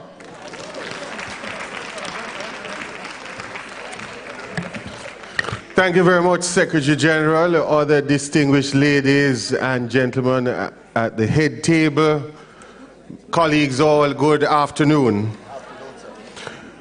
It has been 3 days of intense discussions, and I want to thank all the participants, the organizers of the conference, for the wonderful work they have done to make this a very successful conference. Please put your hands together for them. When I chose the theme for the conference, Gender and the Teaching Profession, Implications for Teaching and Learning, I was very deliberate, because very often when we talk about gender in education, we focus on students' performance, but little focus on ourselves as teachers and the issues that we confront in the teaching profession relating to gender. And it is my hope that all the discussions, all the questions, all the answers given will lead us to change attitudes and perceptions, and we will go back into our different schools with a renewed sense of purpose to take on a different approach in educating all our children, boys and girls, seeking for equality and equity in our education system. And so it is at the end. And I'm a candidate anymore. And I want to wish those who are making themselves available all the very best. And it is a very awesome and wonderful thing to be the president of this great organization. And the teachers, I know, you will make your decision, but there are 3 wonderful persons. And I'm sure the decision will be difficult for you, but we can only have one president at any given time. So we wish them luck. And I thank you very much, colleagues, for coming out and supporting the conference. And we look forward to your safe return to your various homes. Just to announce that we got the sad news that a member of the teaching fraternity who was missing for some time now, his body has been found. And our prayers and condolence to his family, and certainly to his colleagues at various schools that he has worked. And the last one was at St. Joseph Teachers College. So our prayers and support are with them. And we hope that the police will indeed do all that they can to find the perpetrators of this gruesome crime. Thank you very much, colleagues, and I wish for you all the best for the rest of the day. Can we give our president a bigger round of applause than that? Colleagues, I'm just going to ask you to stand where you are for a minute.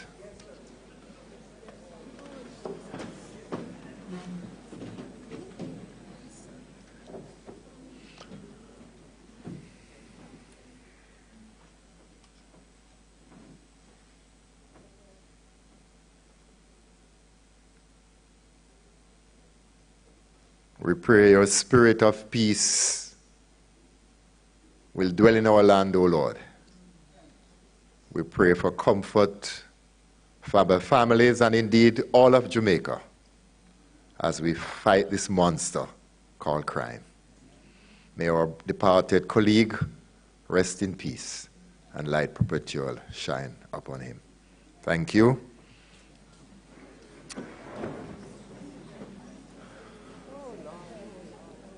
Colleagues, we are requesting testimonials.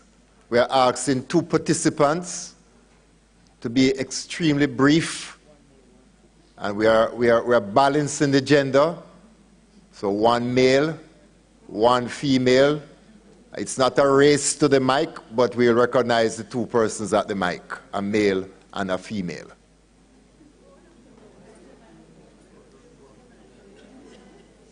So the female is there. Start, please. Good afternoon. I can attest to the fact that what the JTA is doing is well done. And as we are in this forum looking at gender issues, I must let you know that at Brownstown High, because of the talk that started this year, for the first time, we had the all-boys class. We chose carefully a strong male teacher to mentor those boys. And we did not choose the boys who were slated in Pathway 1. We chose the boys from Pathway 2 and 3 to be a part of that class. And to date, our record is showing that the top student is from the all-male class. We have no issue with them wearing tight pants. We have the best class competition, and that class is on top for term 1.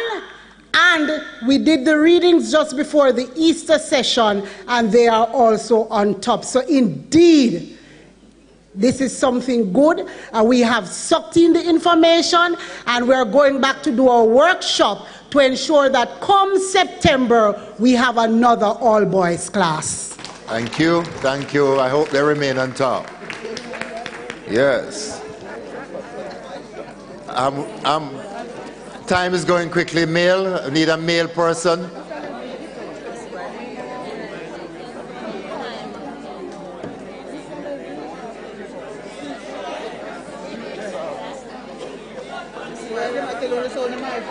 No, there must be a male, or else the conference is going to stop right here, sir. Okay, sir, thank you. Thank you very much. Just lift the mic a little bit higher to you. Yeah. All right, well, my Sashane Hall, Gregory Park Primary, just a classroom teacher, and I'm happy with that thus far. My one thing that I want to say before I testify. No, testify first. Testify just first? All right. Being here, I have seen clearly that the association is, we have not died, don't get me wrong, but we are reclaiming our vision to some extent, and God's willing, 20 years from now we'll be stronger than ever if we continue on the pathway that I am seeing, where we see that we really need to get back our males in the classroom, and not only get them back there but make them stronger. What I want for us, however, is not to only look at our students as males or females. I want for us to leave here with the understanding that we need to look at them as individuals.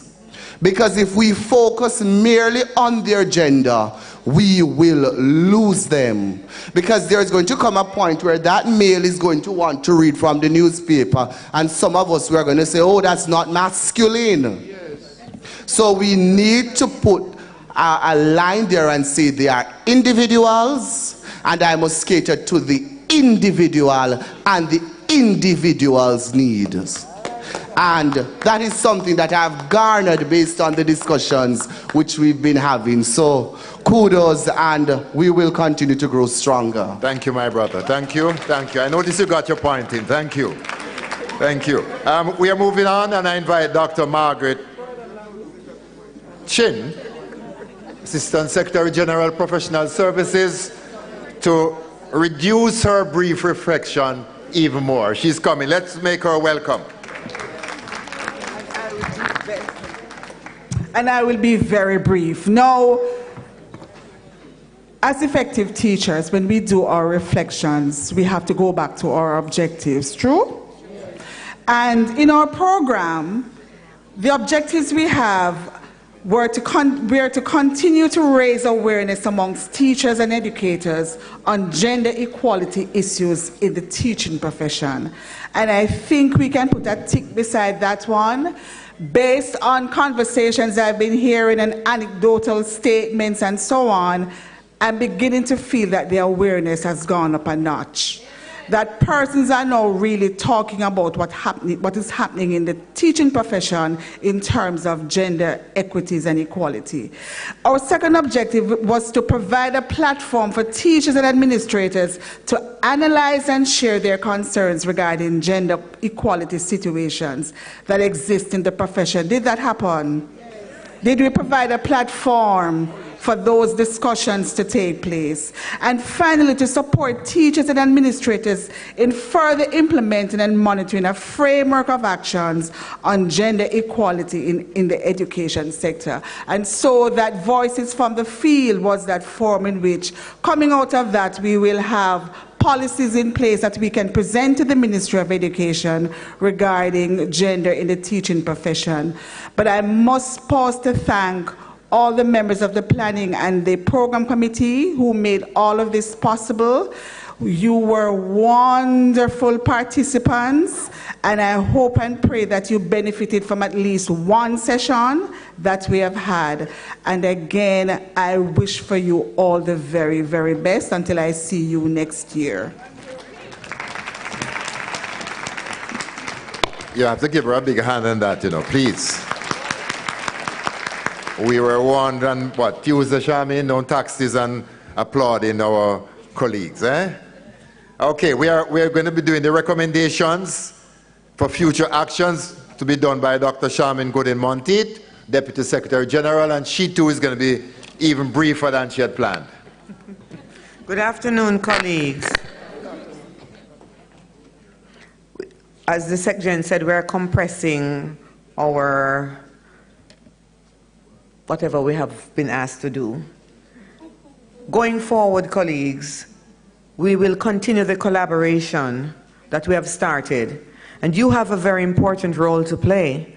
So we are asking that if you have recommendations as well, we are asking you to send them to us so we can incorporate them.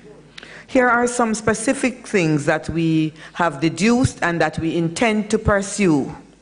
One, and it's not done in any specific order, implement specific learning and study strategies in select schools as a pilot project, as a strategy for fulfilling cognitive and social development of students.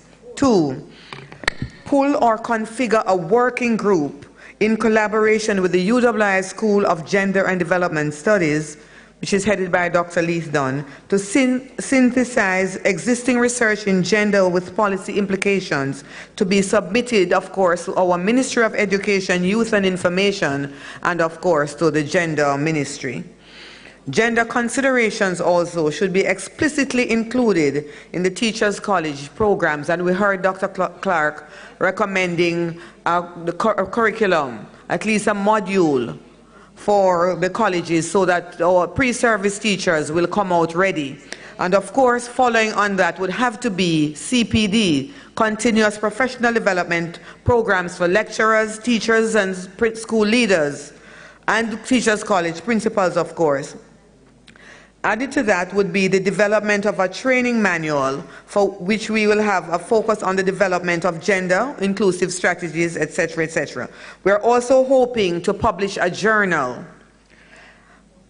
And of course, somebody mentioned parenting workshops. So colleagues, as we continue the collaborations, we are here, not a bag of mouth. Action, not a bag of mouth. So following on this, it's no longer just a talk shop. We are going to take it from here, the steps forward, and with your help, we will be able to do it. Thank you so much for all that you have done over the last 3 days. It was our pleasure to have you. Thank you so much. Thank you, Dr. Gooden-Monteith, and just let me use this opportunity to recognize the Planning Committee. I'm going to call your names very quickly. Planning Committee, Dr. Garth Anderson, President. Yeah, we ask the persons when we call their name to stand. Mr. Owen Speed, Mrs. Georgia War Richards, Dr. Mark Nicely, Dr. Margaret Chin, Mr. Basil Benji, Ms. Claudia McLean, Ms. Claudette Johnson, Mr. Leon Nash, Ms. Audrey Blake, Dr. O.B. Anker, Ms. Kadian Scott, Dr. Claudette Barrett Marsh, Dr. Cynthia from University, you know I slip her name out, Dr. Polly Bowes Howell, Dr. Leith Dunn, Mr. Jasford Gabriel, Dr. Anne-Marie Wilmoth, Ms. Winsome Francis, and Mrs. Shireen Williams Cole-Thurst. Can we just, and of course, that committee was chaired by Dr. Gooden-Monteith, and the Secretary General is also a member of that committee. Thank you, thank you. And we are going to call in the Programs Committee quickly the members. Dr. Chin, chaired by Dr. Chin. Please stand, Dr. Anderson, Dr. Gooden-Monteith, Ms. Kadian Scott, Mrs. Shireen Williams Cole-Thurst, Dr. Anne-Marie Wilmot, pardon me, my friend, Dr. Claudette Barrett Marsh, Dr. Cynthia, on the floor, yeah, good, Mr. Jasford Gabriel, Mr. Stephen Carr, Mr. Archibald Gordon, Mr. Dwight Pennycook, Ms. Grace Hughes, Mrs. Jones, Dr. Polly Bowes Howell, Mrs. Davia Bryan Campbell, and Mrs. Marcia Thomas from Sam Sharp. Okay, it should be Mrs. in your records. So we want to put our hands together for the committee members. And I want to thank all the members of the staff of the Jamaica Teachers Association. They have been working hard. I'm told today is payday and I think they're all being paid. So let's hear it for the staff of the Jamaica Teachers Association.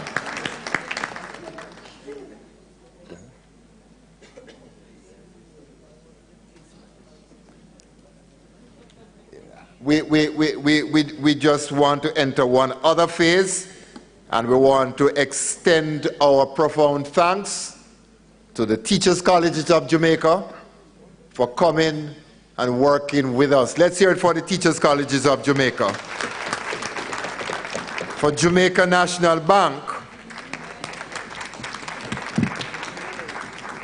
and for Walden University, we have all collaborated for this wonderful conference. Now we are going to take Dr. Tufton and the team last minister.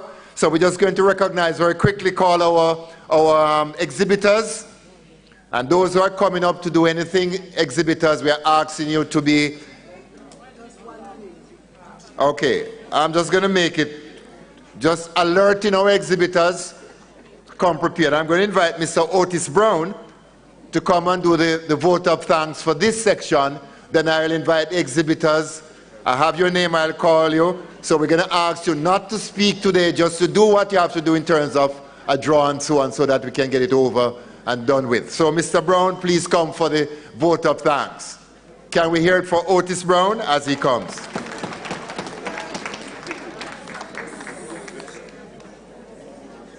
And he was not aware that he was going to do the vote of thanks. So he is not dressed for the occasion. He's always so dressed.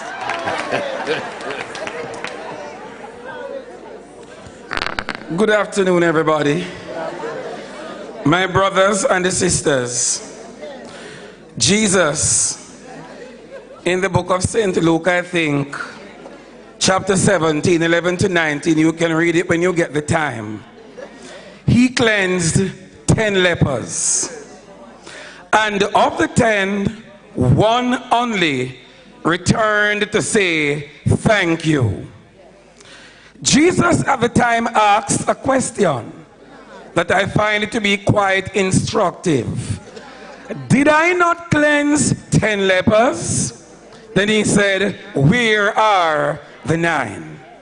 We, the participants in this year's annual conference, will not cause the sin of ungratefulness to fall upon us. And therefore, as a means of making sure that does not happen, I'd like to say to the members of the planning committees, presidents, other members of the planning committees, the Secretary General, and our exhibitors who would have sponsored this conference in one way or another, on behalf of all the participants here in the 2019 conference, it is my inestimable pleasure to say to you, thank you for making this conference a great one. And may the Lord continue to bless the Jamaica Teachers Association, maintain the reputation as that organization of inexorable pertinacity. We shall continue to move forward. Keep on keeping on.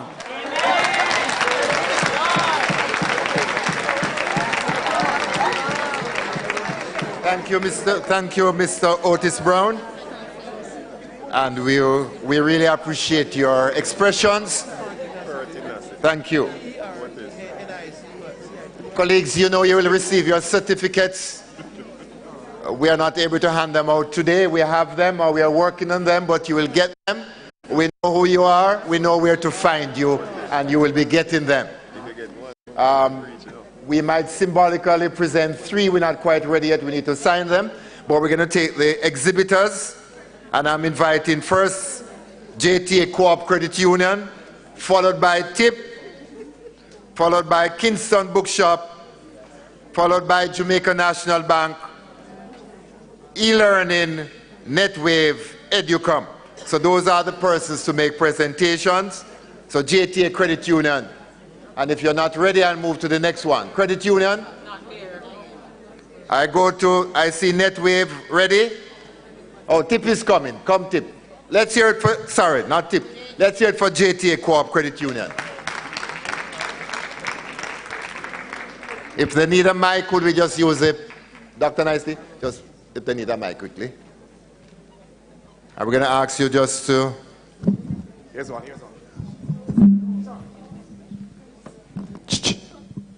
I know you have to do something, so you do it quickly. Ladies and gentlemen, good afternoon. We're going to ask Dr. God Anderson help us with the drawing of the names.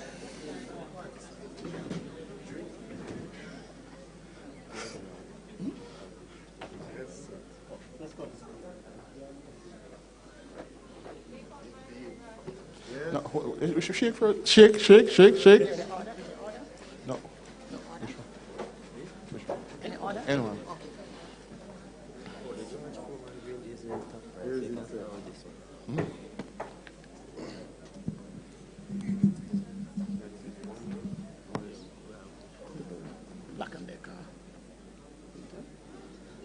And our winner for our first prize is Marlene Foster, Golden Spring Primary. Tap her as she comes.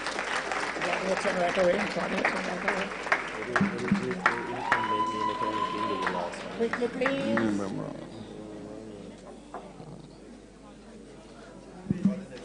Yeah, what is it? All right.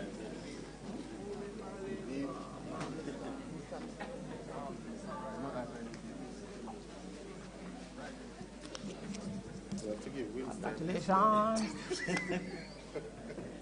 Thank you. And the winner of our second prize is Janet Holness, Robert Lightburn High. Robert Lightburn? That's your Robert is. Herb. Whatever. Robert Lightburn. Yeah, man, Robert Lightburn. Yes.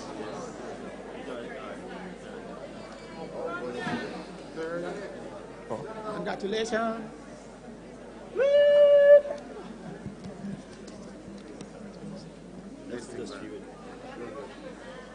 I'm Brittany. Yeah, Brittany, Elaine Britton. And the winner of the third prize is Elaine Britton, Trinity Primary. George Foreman Grill.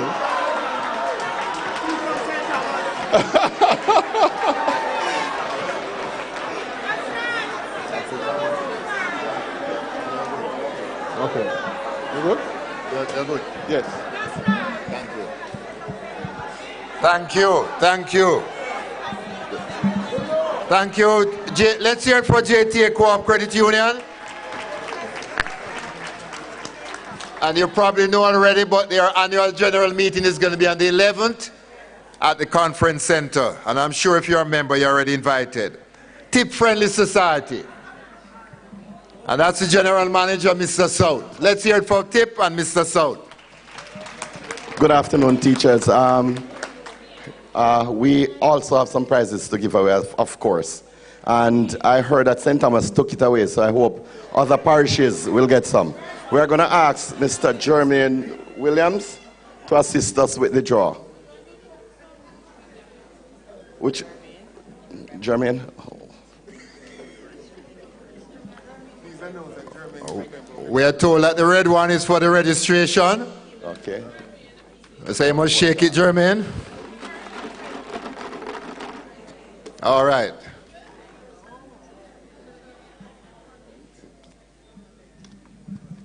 And the winner is... Use the mic. Is this Yannick Flemington? Flemings, right. Yannick Flemings. Yannick Flemings. Yannick here? From Church Teachers College. The person has to be in the room? The person has to be in the room. Our colleague is inclined. Well, it's actually the decision of TIP. They determine if they want the person. Okay. Enough for the person to be here. The person has to be here.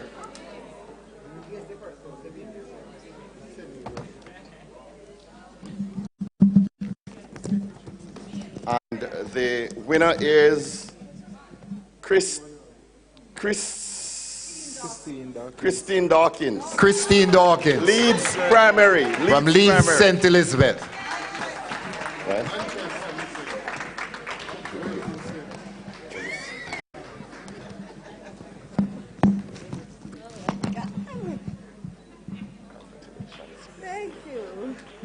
Thank you. Upgrading accounts. And there are not many there, so everybody will stand a chance.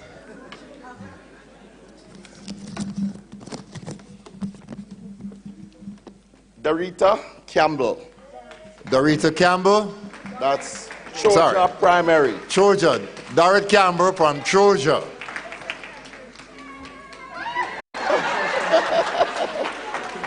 Hey. She's already fit. Right. That is to cool her down, I'm told. Okay.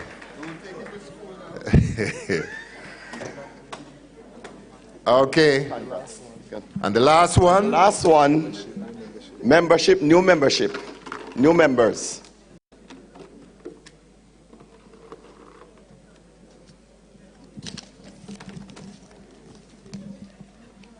Lasonia Harrison, St. Faith's Primary. Is Lasonia here? She's coming. Okay, good. And guess what? I don't know if this is a sign. Lasonia is one of the candidates running for president. So yeah, I don't know, but it could be a sign. That's why I'm being here.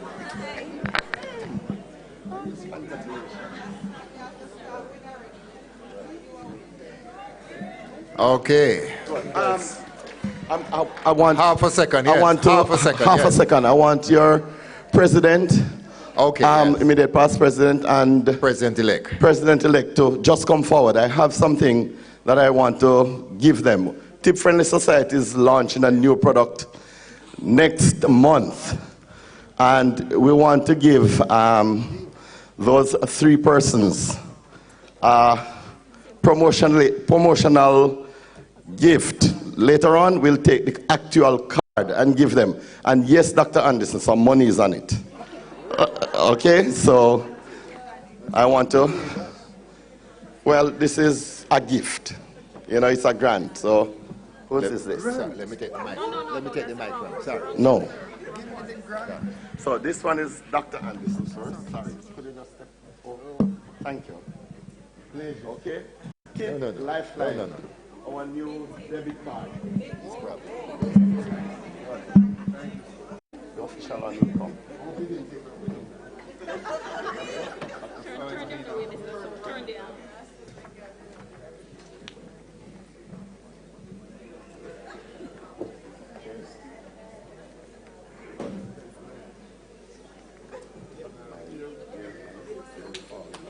Turn it right.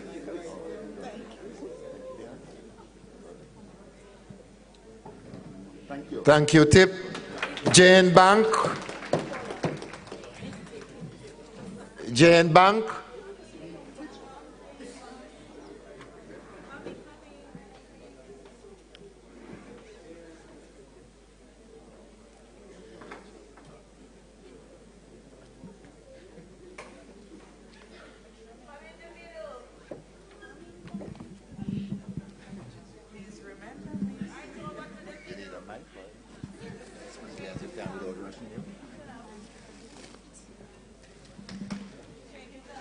Please, just... Shaken, not stirred.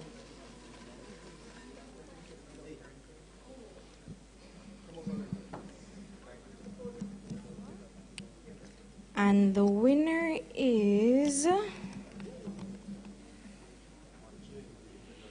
from Seaforth High School, Juliet Brand.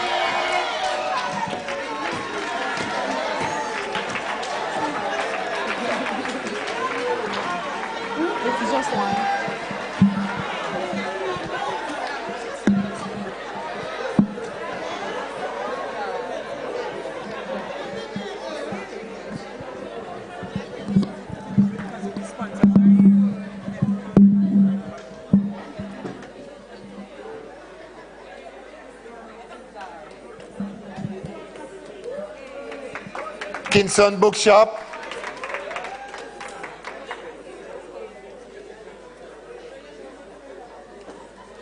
We are just 2 steps away from finishing this activity. So we're just asking quickly the presentation. No talking, just presentation. Yeah, I know when I say that. Just quickly, sir. Quickly, I know. Good afternoon, everyone. On behalf of Kingston Bookshop, I would like to again thank everyone for coming out, and I thank you from our publishers as well. I would like to extend an invitation to Lystra Primary. Right here, right here, right here. They are our winners. The criteria was the school that had the most teachers representing their institution. And Lystra did it.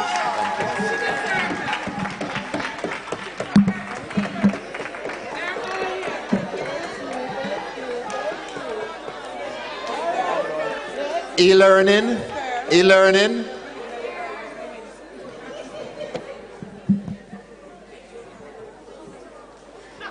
As quickly as you can. Yeah, man, I will. All right. Okay, good afternoon, everybody. E-Learning Jamaica wants to thank the JT, of course, for having us. And to our contestants, we want to thank you as well for participating. We realize that we pushed you beyond your comfort zone, and you really went above and beyond and really executed as we expected you to. So, I know we said we'll be giving tablets to the first and second place winner. But however, we decided to give a little something to the third place winner, who is Hail Keisha. Her Instagram handle is Hail Keisha. Just call him quickly.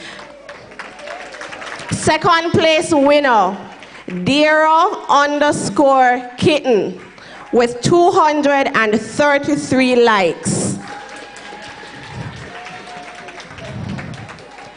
And our first place winner with 240 likes, Pia Sadoro 101.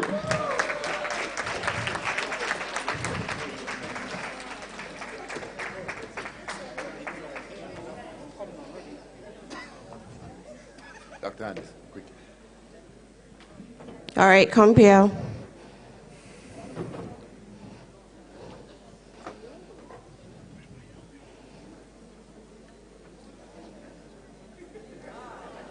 On behalf of eLearning Jamaica, congratulations, everybody. Thank you. NetWave, I'm sorry. NetWave, quickly. One more minute, sir. Yes, this is him.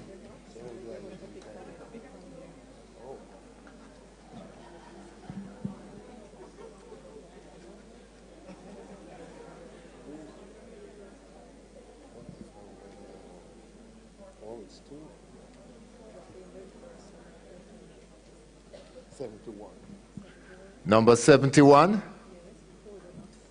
Quickly.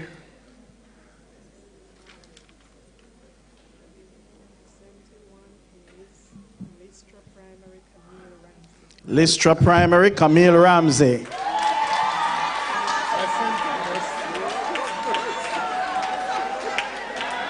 There's something about St. Thomas, eh? We all have to go to the bath fountain, eh? Please present. Okay.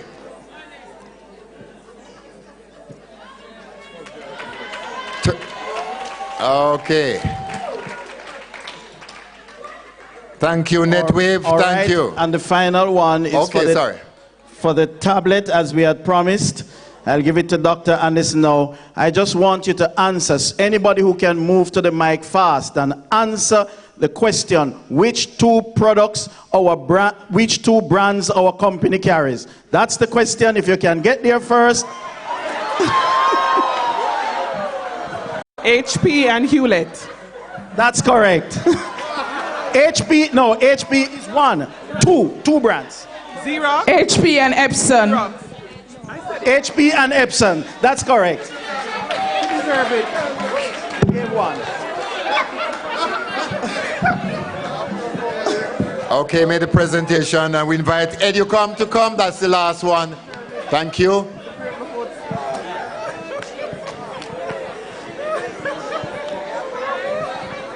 See next time? Yes, quickly. Good afternoon, teachers. Yes, quick. I want to thank you for a great conference, and we have 3 prizes giving away for those persons who registered at our booth. And to make it fair, I'm going to ask Mr. Chair here to pull a name. 3rd prize going first. So 3rd prize, you can shake it while you're in 3rd, is Shereen Haynes Watson. Charlene Hayes Watson. St. Thomas again. We have to ban St. Thomas, eh? Congratulations. Let me take the 2nd. All right, we're pulling for 2nd place. 2nd place coming up now. 2nd place, Sophia Henry. Sophia Henry, are you here? Come, Miss Henry. Where you from? Congratulations. Okay. I don't know. Sophia is from?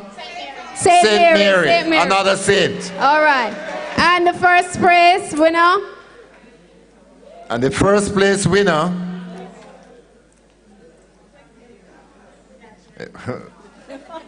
okay, it is Tanisha Forbes. I hear that's St. Elizabeth. St. Elizabeth. Tanisha Forbes. All right, she's coming, she's coming. So thank you. Remember, if you have not visited Educom's booth, we still have tokens. So come on over, open your account, and you'll still get some gifts. Thank you. Let's hear it for all our sponsors. And Jamaica National has 6 prizes, but we're not going to take them right now. Sorry. We are just going to allow Minister, he is on a time, and he said, Bomb, he's on a timeline, and he has to go. We're going to allow Minister Tufton to come, and then we'll just try and slip in Jamaica National just before we finish. Let's welcome the Honorable Christopher Tufton, Minister of Health, as he takes us through the final session. Run, Minister, run, yeah. Let's hear it from Minister Tufton. Thank you very much, Mr. Chairman. Good afternoon to you all. What a spirited audience. My gosh, you're moving already. I don't need to tell you to move, right? I've learned a lot from this audience, I must tell you, and I'm thanking you for your invitation to be here. One is that I learned some lessons on it for the next campaign, because you guys are really strong in your presentation. Whether it is angels you're campaigning against or man, right?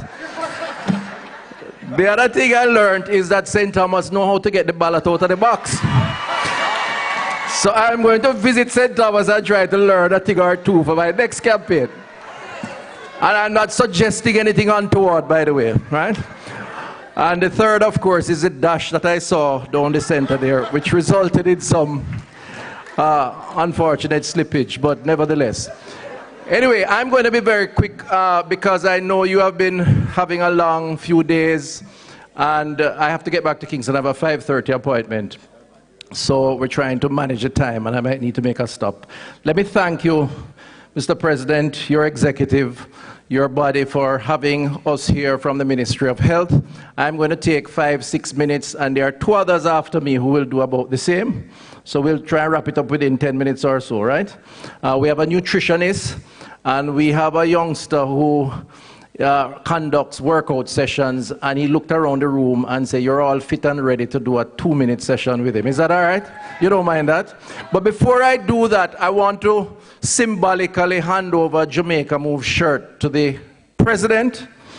And forgive me for indulging, but and for being selective, but I'm told that Miss Margaret Chin has really been critical to organizing our presence here, and I want to give her a shirt also, symbolically. So I'm going to ask you, please, if you could just come here, and they want to take a little picture with both. I'm moving.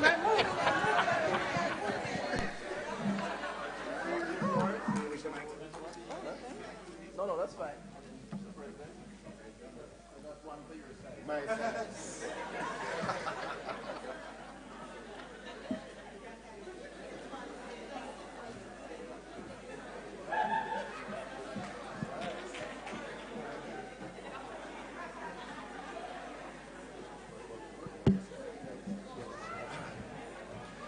Okay, thank you for that. So we are here because we think that our teachers represent the bedrock of our society, of any society. There's no ands, no ifs, no buts about it. You are responsible for the next generation, and that your predecessors are responsible for the current generation, because you mold the minds to become what they can be and to realize their full potential. We also recognize the importance of public health.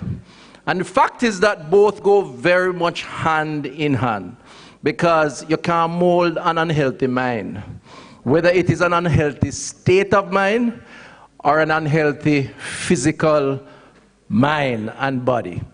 And as a consequence, in public health, we see partnership and collaboration between health and education as absolutely fundamental. We are, in fact, the agents of change. We are the agents of development. We are the agents of progress and prosperity. You notice I use the two, right? So as not to offend anybody. Progress and prosperity. And that collaboration should be strengthened wherever we get the opportunity to do it. So the first call is to say to you as teachers, as an association, as change agents, as key influencers in our society, we need to keep abreast as to what is happening, to follow the trends, to observe the changes within the landscape of development, public health, amongst our younger population, amongst the general population, and adjust when necessary in order to meet the mandate that we are committed to. And I want to just use the opportunity to say that we are challenged. Times are changing, the environment is dynamic, and we are challenged on several fronts from a public health perspective, which will only hinder your ability to develop those young minds. The latest Global School Health Survey tells us that obesity among our young people, our children, 12 to 15 years, that school cohort that's so fundamental, has doubled over a 7-year period. Now, doubling, it means from 5 or 6% to 10 and 12 in the case of boys and girls. But at that rate, if every 7 years we double, the consequences are very obvious. And the manifestations of that are linked to premature illnesses of one form or another. I'm not going to spend time to go into the detail, but just to give you the macro facts. And the question is, how do we approach, what has caused this? Now, there are many reasons. And it represents, again, the change in the environment that represents a distraction in some instances. I give you one, since I have you as a captive. Technology addiction is real among that younger age cohort. Technology is an amazing thing. It empowers, it informs, it educates, it misleads, and it promotes a sedentary lifestyle. That last part is what we're so concerned about. Our children no longer want to go out and play, whether at home or at school, because the smartphone, the laptops, occupies their minds in a way that makes them only want to snack on sugary and salted snacks and sit for hours on end because they're engaged, they're entertained, and indeed, in some instances, they are addicted to the technology. And that is one example of an emerging threat that challenges the mind, and by extension challenges the capacity of the mind to develop, which is what you are charged to do. I'll give you another quick one because I'm particularly concerned about it, and we're watching it in public health, and that's vaping. The days of cigarette smoking that many of our people are guilty of at some point in time, whether because they're trying it or otherwise, has now given way to a new technology called vaping. That little device that can be hidden and look like a toy or a pencil or a pen. We've seen a lot of it coming up now where students are actually buying it and using it And of course, it's hard to detect because of the flavors and so on.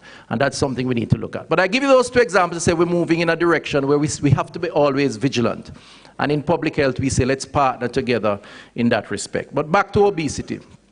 The challenge with obesity can only be overcome if we educate our minds, us as the leaders, but then them as our students, to adjust mindset around how healthcare is perceived. And we're going to be talking a lot about that in the coming months. I certainly will, and the team that I lead. Healthcare for many Jamaicans is viewed from the standpoint of hospital beds, operating theaters, doctors, nurses, the adequacy of, the lack thereof, and its consequences. And implicit in that mainstream argument is that as a people, as a country, we're more focused on cure, after we have contracted an illness of one form or another, than on prevention, which is really what primary health care is all about. The consequences of that are remarkable and negative to us if you look at the stats. 1 in 2 Jamaicans are obese. 1 in 3 Jamaicans are hypertensive, half of them not knowing they are until they get a stroke. 1 in 8 diabetic, and that data continues to increase. In fact, non-communicable disease or lifestyle disease kills 70% of our the death profile each year, 18 to 20,000 deaths in our country, 70% linked to lifestyle. The only way to address that is to address the narrative of what health really represents. And one of the terms that we want to introduce in the mindset of the population, it must start with the schools, is the concept of wellness as opposed to health. And what is wellness? Wellness is not just the absence of infirmity or illness. It is also the state of mind. It is also about how we interact with ourselves, between ourselves, in our community, with our environment. It is about promoting a place in our state of mind that promotes a particular path that we lead. And it's about consumption habits. It's about physical activity. It is about social networks that are supportive of good habits. And it is going to have to be the critical narrative around how we promote the health and the productivity of our population.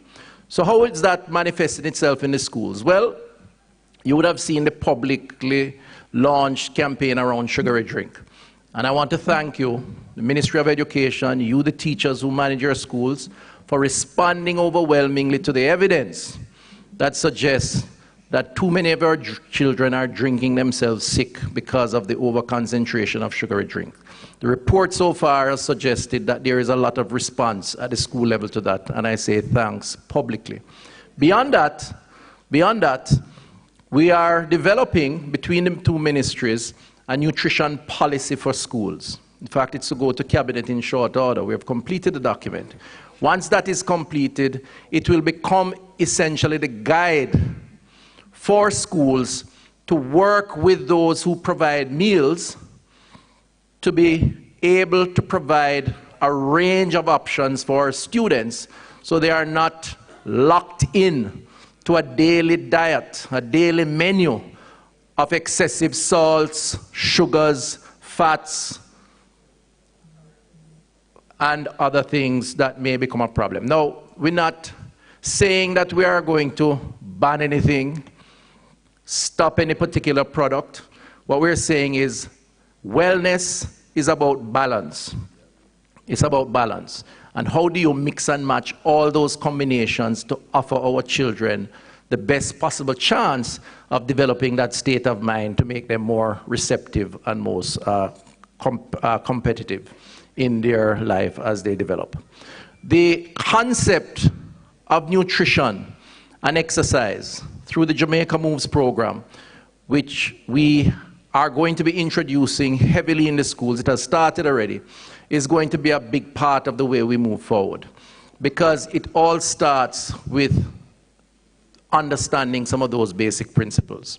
So the idea of wellness is going to mean ensuring that our children go outside and play, that we regularize physical education right through the cohorts. And the minister, I know the Ministry of Education is working on putting that in place, that they see physical activity as a part of life that must become a habit, not something that they are forced to do because it will mean better for them later on. And of course, in the cafeterias, a menu of options that allows them to understand balancing consumption in order to support health and wellness. I close by saying to you all, this has to be the future approach.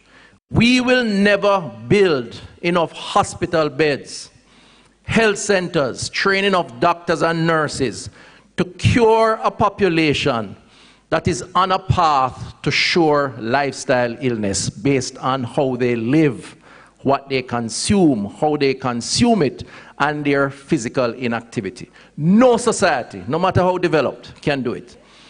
And I'm not going to be the politician to pretend that I can do it by making a promise that I can't keep. My role is to call it as I see it and work with others like yourselves to provide the guidance that is necessary. And we have to partner at the level of the education system. Thank you very much for listening. And I'm going to ask now Nadine to quickly give her 5 minutes, and then we'll move it to the next level. Thank you. God bless you.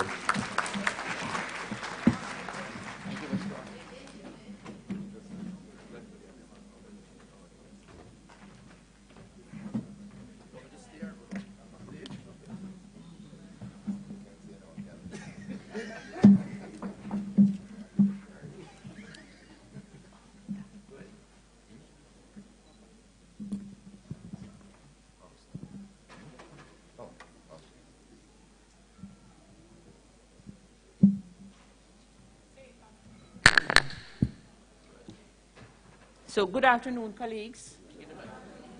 Oh, pardon?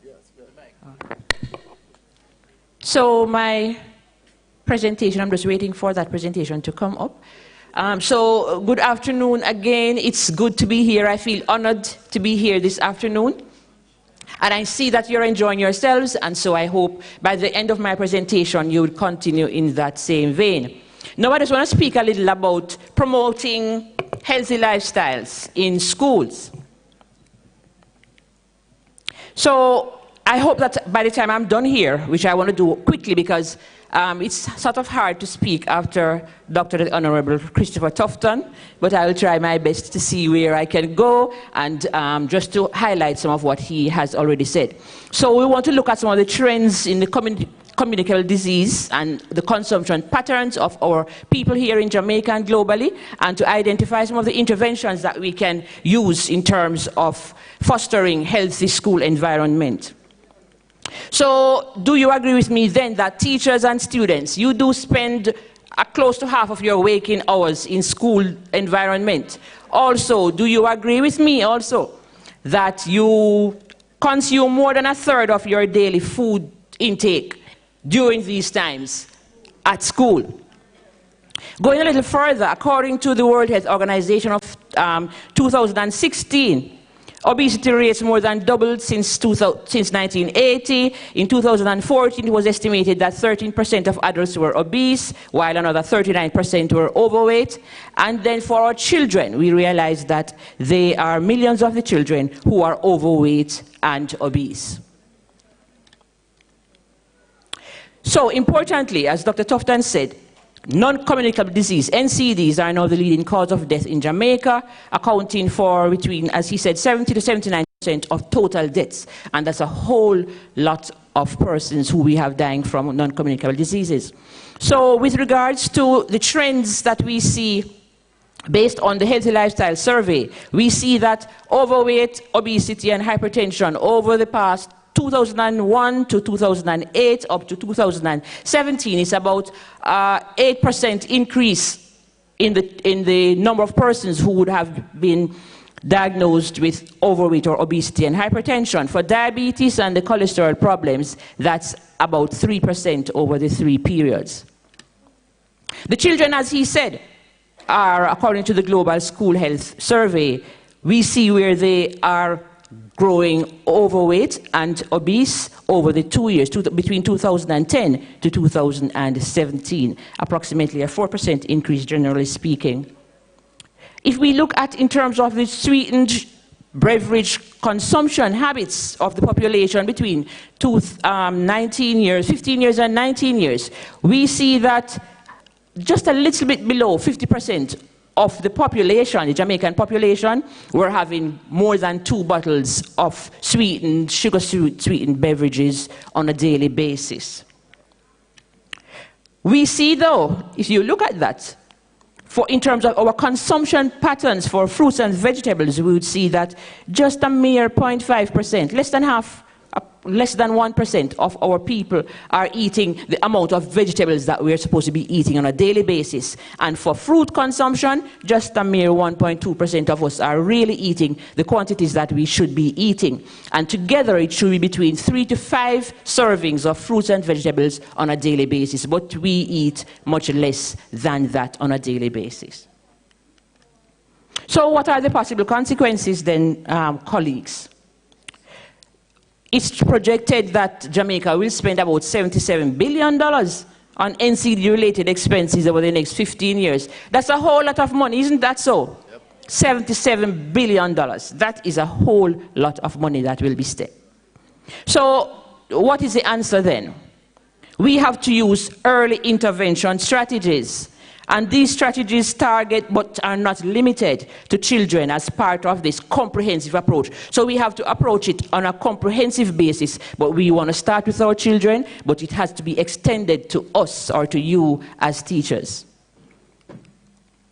So the main settings that we have to target in terms of the NCDs, with regards to halting and reducing obesity, of course we have to look at the general public, where communities, we look at parents, homes, but taking it closer home to you guys, to us, adults' work site, and your school represents your work site, and so those are targets, places that we will target. Last but by no way least, the children at our school. So basically we're speaking about one of the ideal settings for us to target obesity and NCD would be the school environment.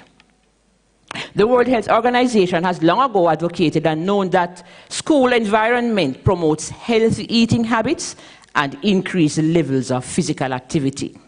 Hence, as Dr. Tufton said, we are looking at improving and seeing ourselves going out into the schools. So one would ask, why don't we just tell people about what to eat, what not to eat, and let them go? However, research has shown that this approach will work, but it works mainly for the people in the higher socioeconomic groups. However, when support is there, it works for all groups, whether you are high socioeconomic or low socioeconomic. When you have that support, so we're not just talking to you, we have the support right there, and so we find that you have a better response when you have good support. So this supportive environment, colleagues, in schools facilitate improvements in the cognitive ability and educational outcomes of our students. I remember one of our panelists earlier on was saying, you know, he'll see one of his students and they'll say, oh, you know, he would have excelled so much that now that student can come back to help. And so even as you go on the street, you'll say, hi, miss, and you say, oh, where are you? And you're either a teacher or somewhere there, whether it's a leader somewhere, but we are happy when we are able to facilitate the development and have our educational outcomes being positive. And that is because we have the supportive environment in our schools. We do not leave you out, teachers, because with the supportive environment, it also helps to promote healthy lifestyles for you as teachers.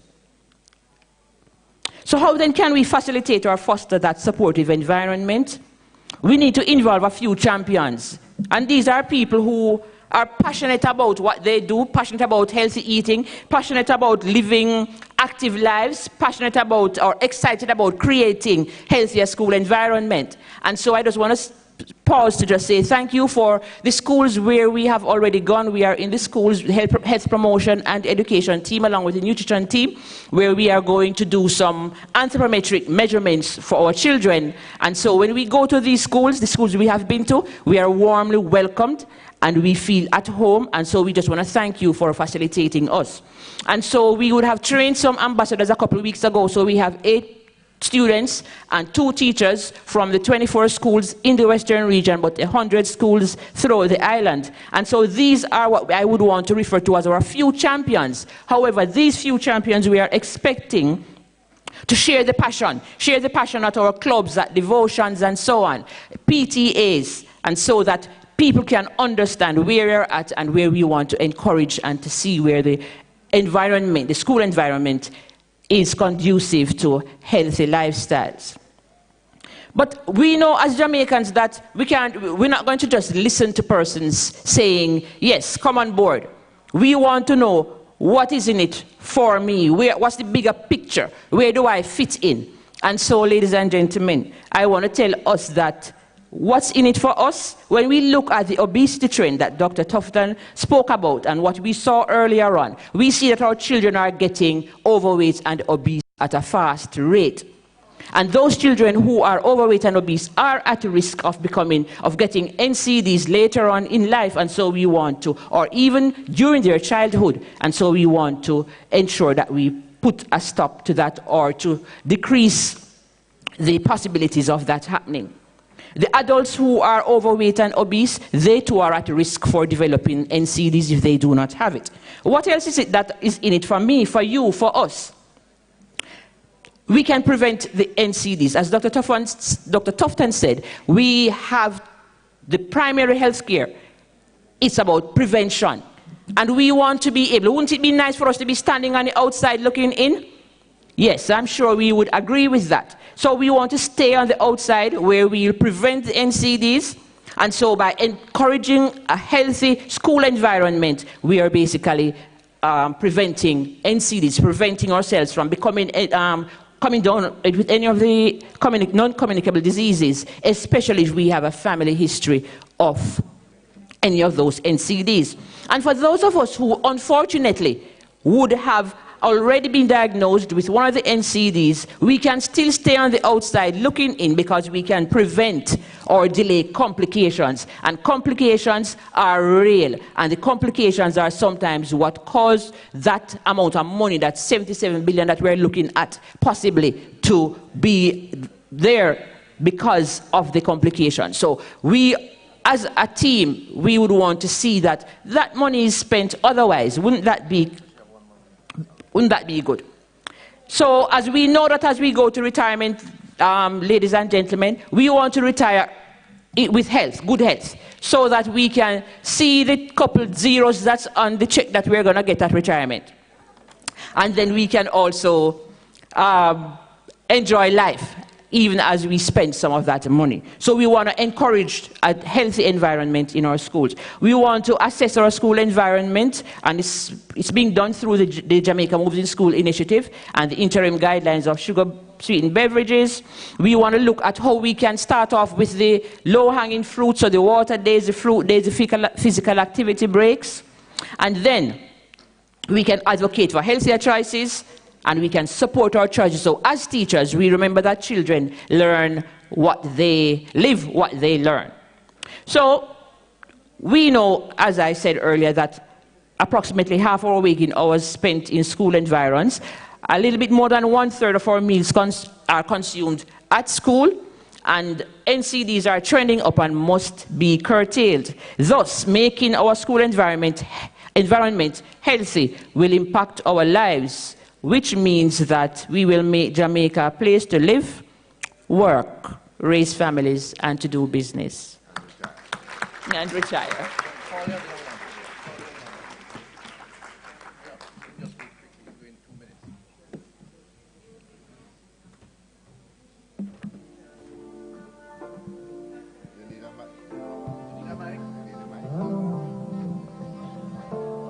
Good afternoon, everyone. Can we all stand? Can we all stand? Can we all stand? We've been sitting for a good while, right? I just want to take this opportunity to recognize the minister, all the dignitaries, teachers, principal. But we're about to exercise now, all right? Who wants to exercise? Ready? All right.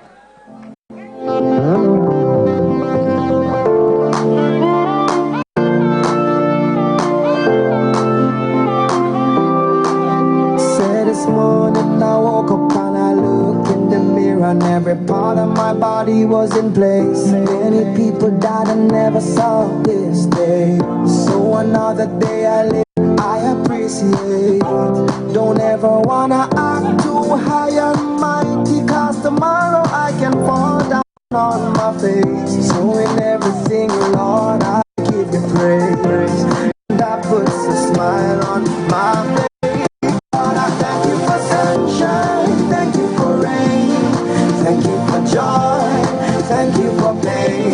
It's a beautiful day, beautiful day, it's a beautiful day. Don't fuss and fight, let us unite. We got one life, so let's it's a beautiful day, yeah. It's a beautiful day. So yeah, though I walk through the valleys of the shadows of death, I won't fear no evil, won't be dismayed when I see the clock ticking away and things are not in place. Everything in life happens for a reason. Disappointment comes with a lesson. It's for me to get wiser, got to work harder. In the end, it will get better. Lord, I thank you for sunshine, thank you for rain, thank you for joy, thank you for pain. It's a beautiful day. It's a beautiful day. Please don't fuss and fight. Let us unite. We got the light, so let's make it right. It's a beautiful day. Good job, good job. We don't have the time today. Give yourself a round of applause. Awesome, awesome. How are we feeling now? Yeah, how are we feeling? All right.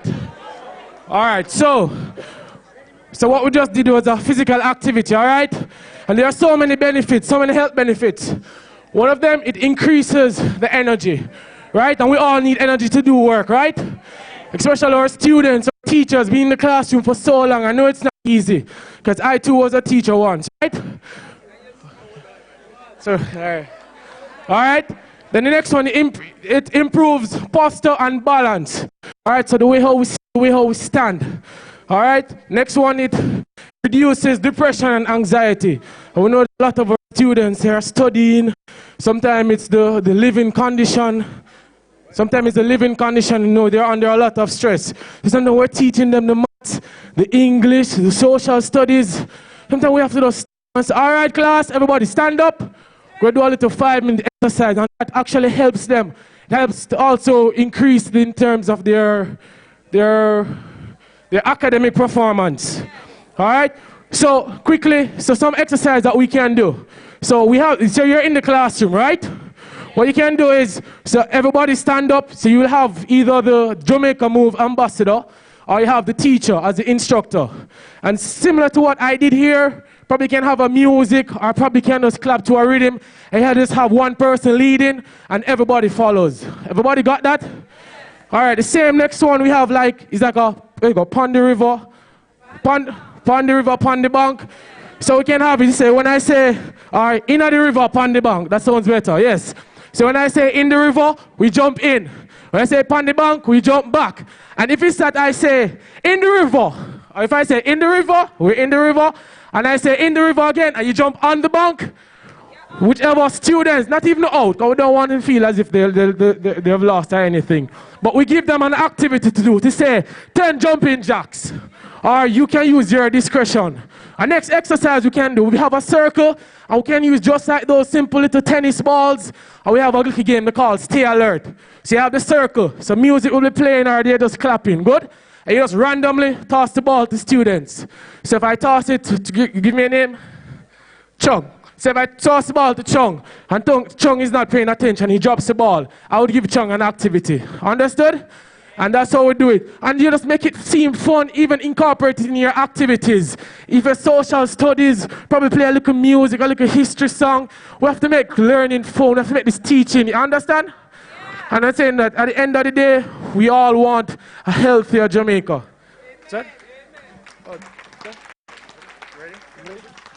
Give him a round of applause, please. You're playing a song? I know they're hungry now. They look like them ready for lunch. You want to move again? All right, hold on. Well, I hear some people here. You have a lot of democracy in here, Mr. President. We don't want you to leave. We have some goodies for you still. We don't want you to leave.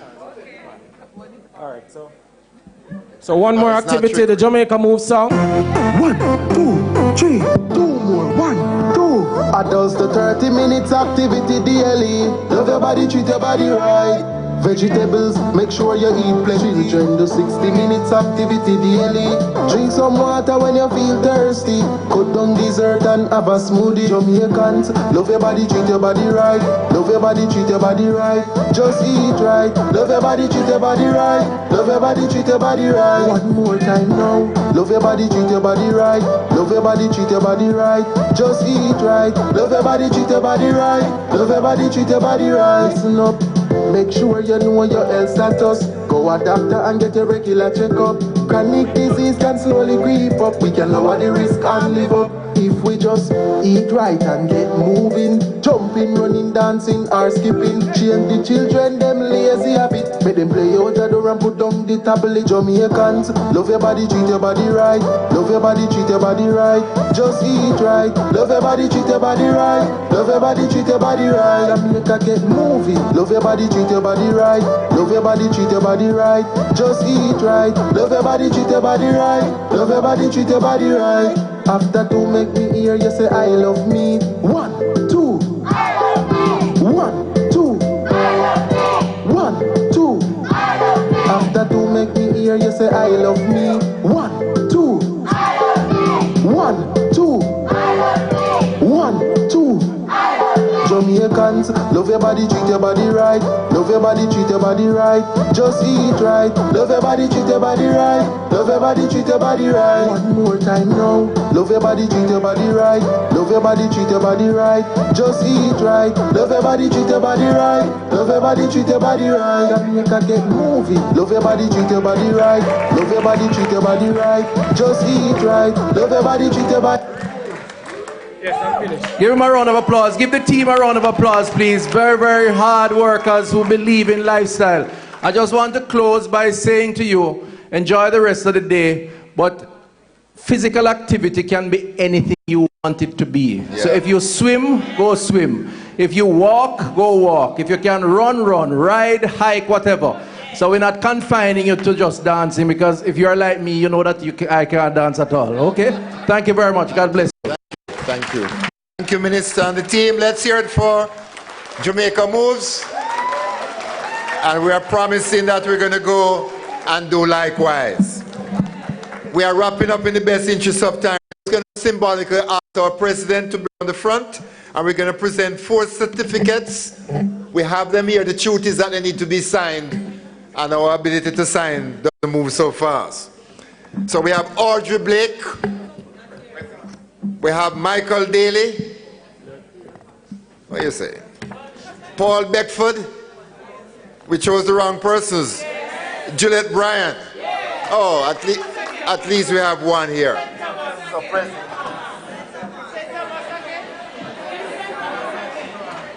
St. Thomas again, I'm told.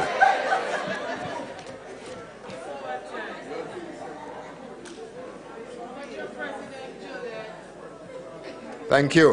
While our president is doing that, we just want to express thanks again to all our sponsors, Teachers Colleges of Jamaica, Jane Bank, e-learning, and Walden University. And Jamaica National has 6 prizes. We're going to be calling the names, and the persons will go to the booth. But just before she calls the name, I just want also to say thanks to Hilton Hotel, for hosting us. Videographer, well, I'm reading what I have here. Media headed by Colin, I get it. Videographer Expression Media, headed by Colin McLaughlin, Mr. Courtney Reynolds of Unique Photos, and Javco of Hilton Hotel, and also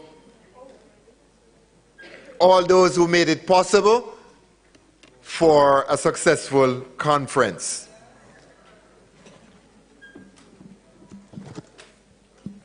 Okay, I hope it's, well, let me not say it.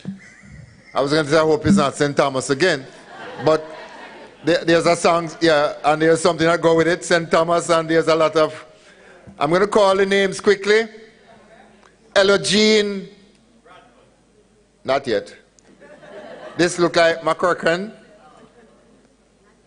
Elogene, not here. Grace Gordon. Grace not here. We have Darcia Smith Josephs, not here. We have Rochelle Donna Speed. Rochelle not here, but Speed is here. You got to be Rochelle to be here. Yeah. Jacqueline Hendricks. St. Thomas again. Take your name and just go there. We have Etta Honis. Etta Honis.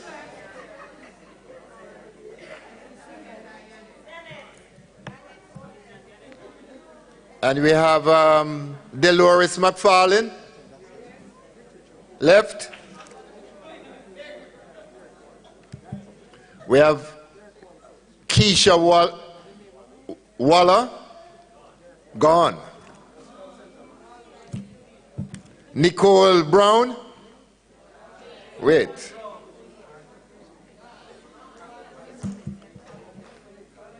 Nicole Campbell Brown. Gone. We have Joy Harris. Celia Joy, come for your, yeah. And we have Yannick Honis. Janet Honis. St. Thomas again.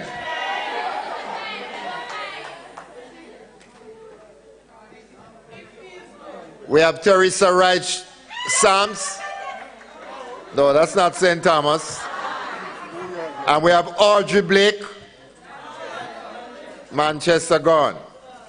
One more. Hope this person is here. Kadian Scott. She was here. She's Teresa. Sorry, Teresa.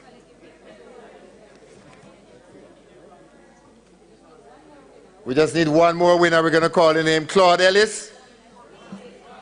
Claude, where's Rev? Pauline Nelson. All right. So we have.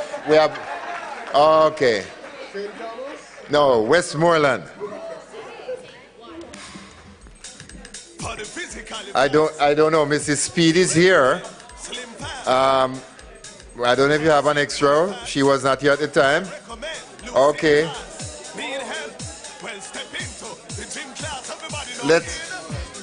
You will work it out.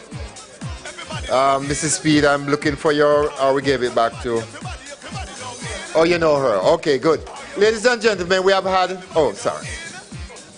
a wonderful conference, but we need to leave in the right manner.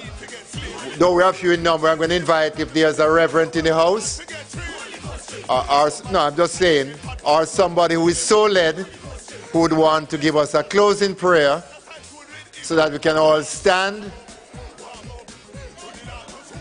And it says St. Thomas again. So, our colleague, can we all stand?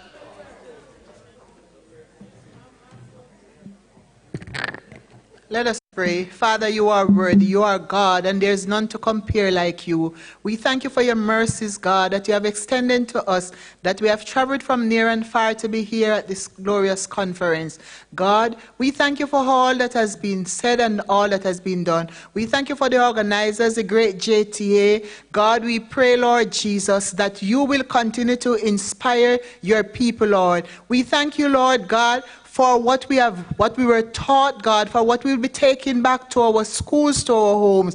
God, we pray as we go, we pray for journeying mercies. Be with us, God. We pray that you will clear every roadblock on the way. Father, Lord, for the food that is provided for us, we pray for your blessing. God, we ask that you will continue to be with the JTA as we say, long live the JTA. God bless. Amen. Thank you very much. Have a safe journey. Have your lunch. Thank you, colleagues. Thank you. If you're not sick till you're part, you know you need to get sleep. Even if you make a family for me, use the word of God to get free. Some man a grow tired, get pot on the word, but soul him now win. You better play some gospel reggae, make a exercise good with him. Everybody start. Warm up. To the Lord, just hold your arm up. Warm up. Remember him make you stand up. Alright, start stretch. Chat to get catch. Start stretch. Remember him save you from arrestment. To the sky. Start reach. To the sky. If you're sinless around everywhere to hear me. Relax, then crunch. To relax, well crunch. From up a Christian walk, crunch. And you lose bad ways by the bunch. Bad mind if you lose it. Hatred if you lose it. If I anger, lose it. When the wire you for no, lose it. Bad heart if you lose it. Bad heart if you lose it. Every time I sin, I try to wear you down. When the wire you don't lose it. If you know you're waiting in sin, let's go to the gym now. Holy Ghost gym now. Sweat out, hey, if your spiritual health is suffering, go to the gym now. Holy Ghost gym now. Alright then.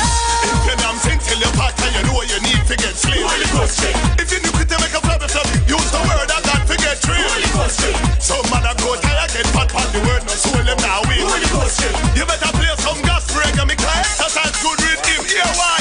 Slandering we give bad heart. Lazy to God we give bad heart.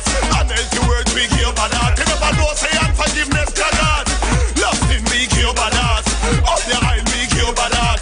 Gluttony we give bad heart. Unforgiveness clap our heart. We're still broadcasting live. Will you make your way to the front? Make your way to the front so we can finish in style. Those who want to do some gym fit, come to the front. Quickly. We're still broadcasting live on YouTube and the JTA Facebook page. Come on, let Jamaica and the world see you. Come on. Follow the leader. Come on. Bring it up. Whoa. To the right. Hey. All right, now to the left. Okay. We're gonna make a 5-foot step forward. 1, 2, 3, 4. All right, stay right where you are.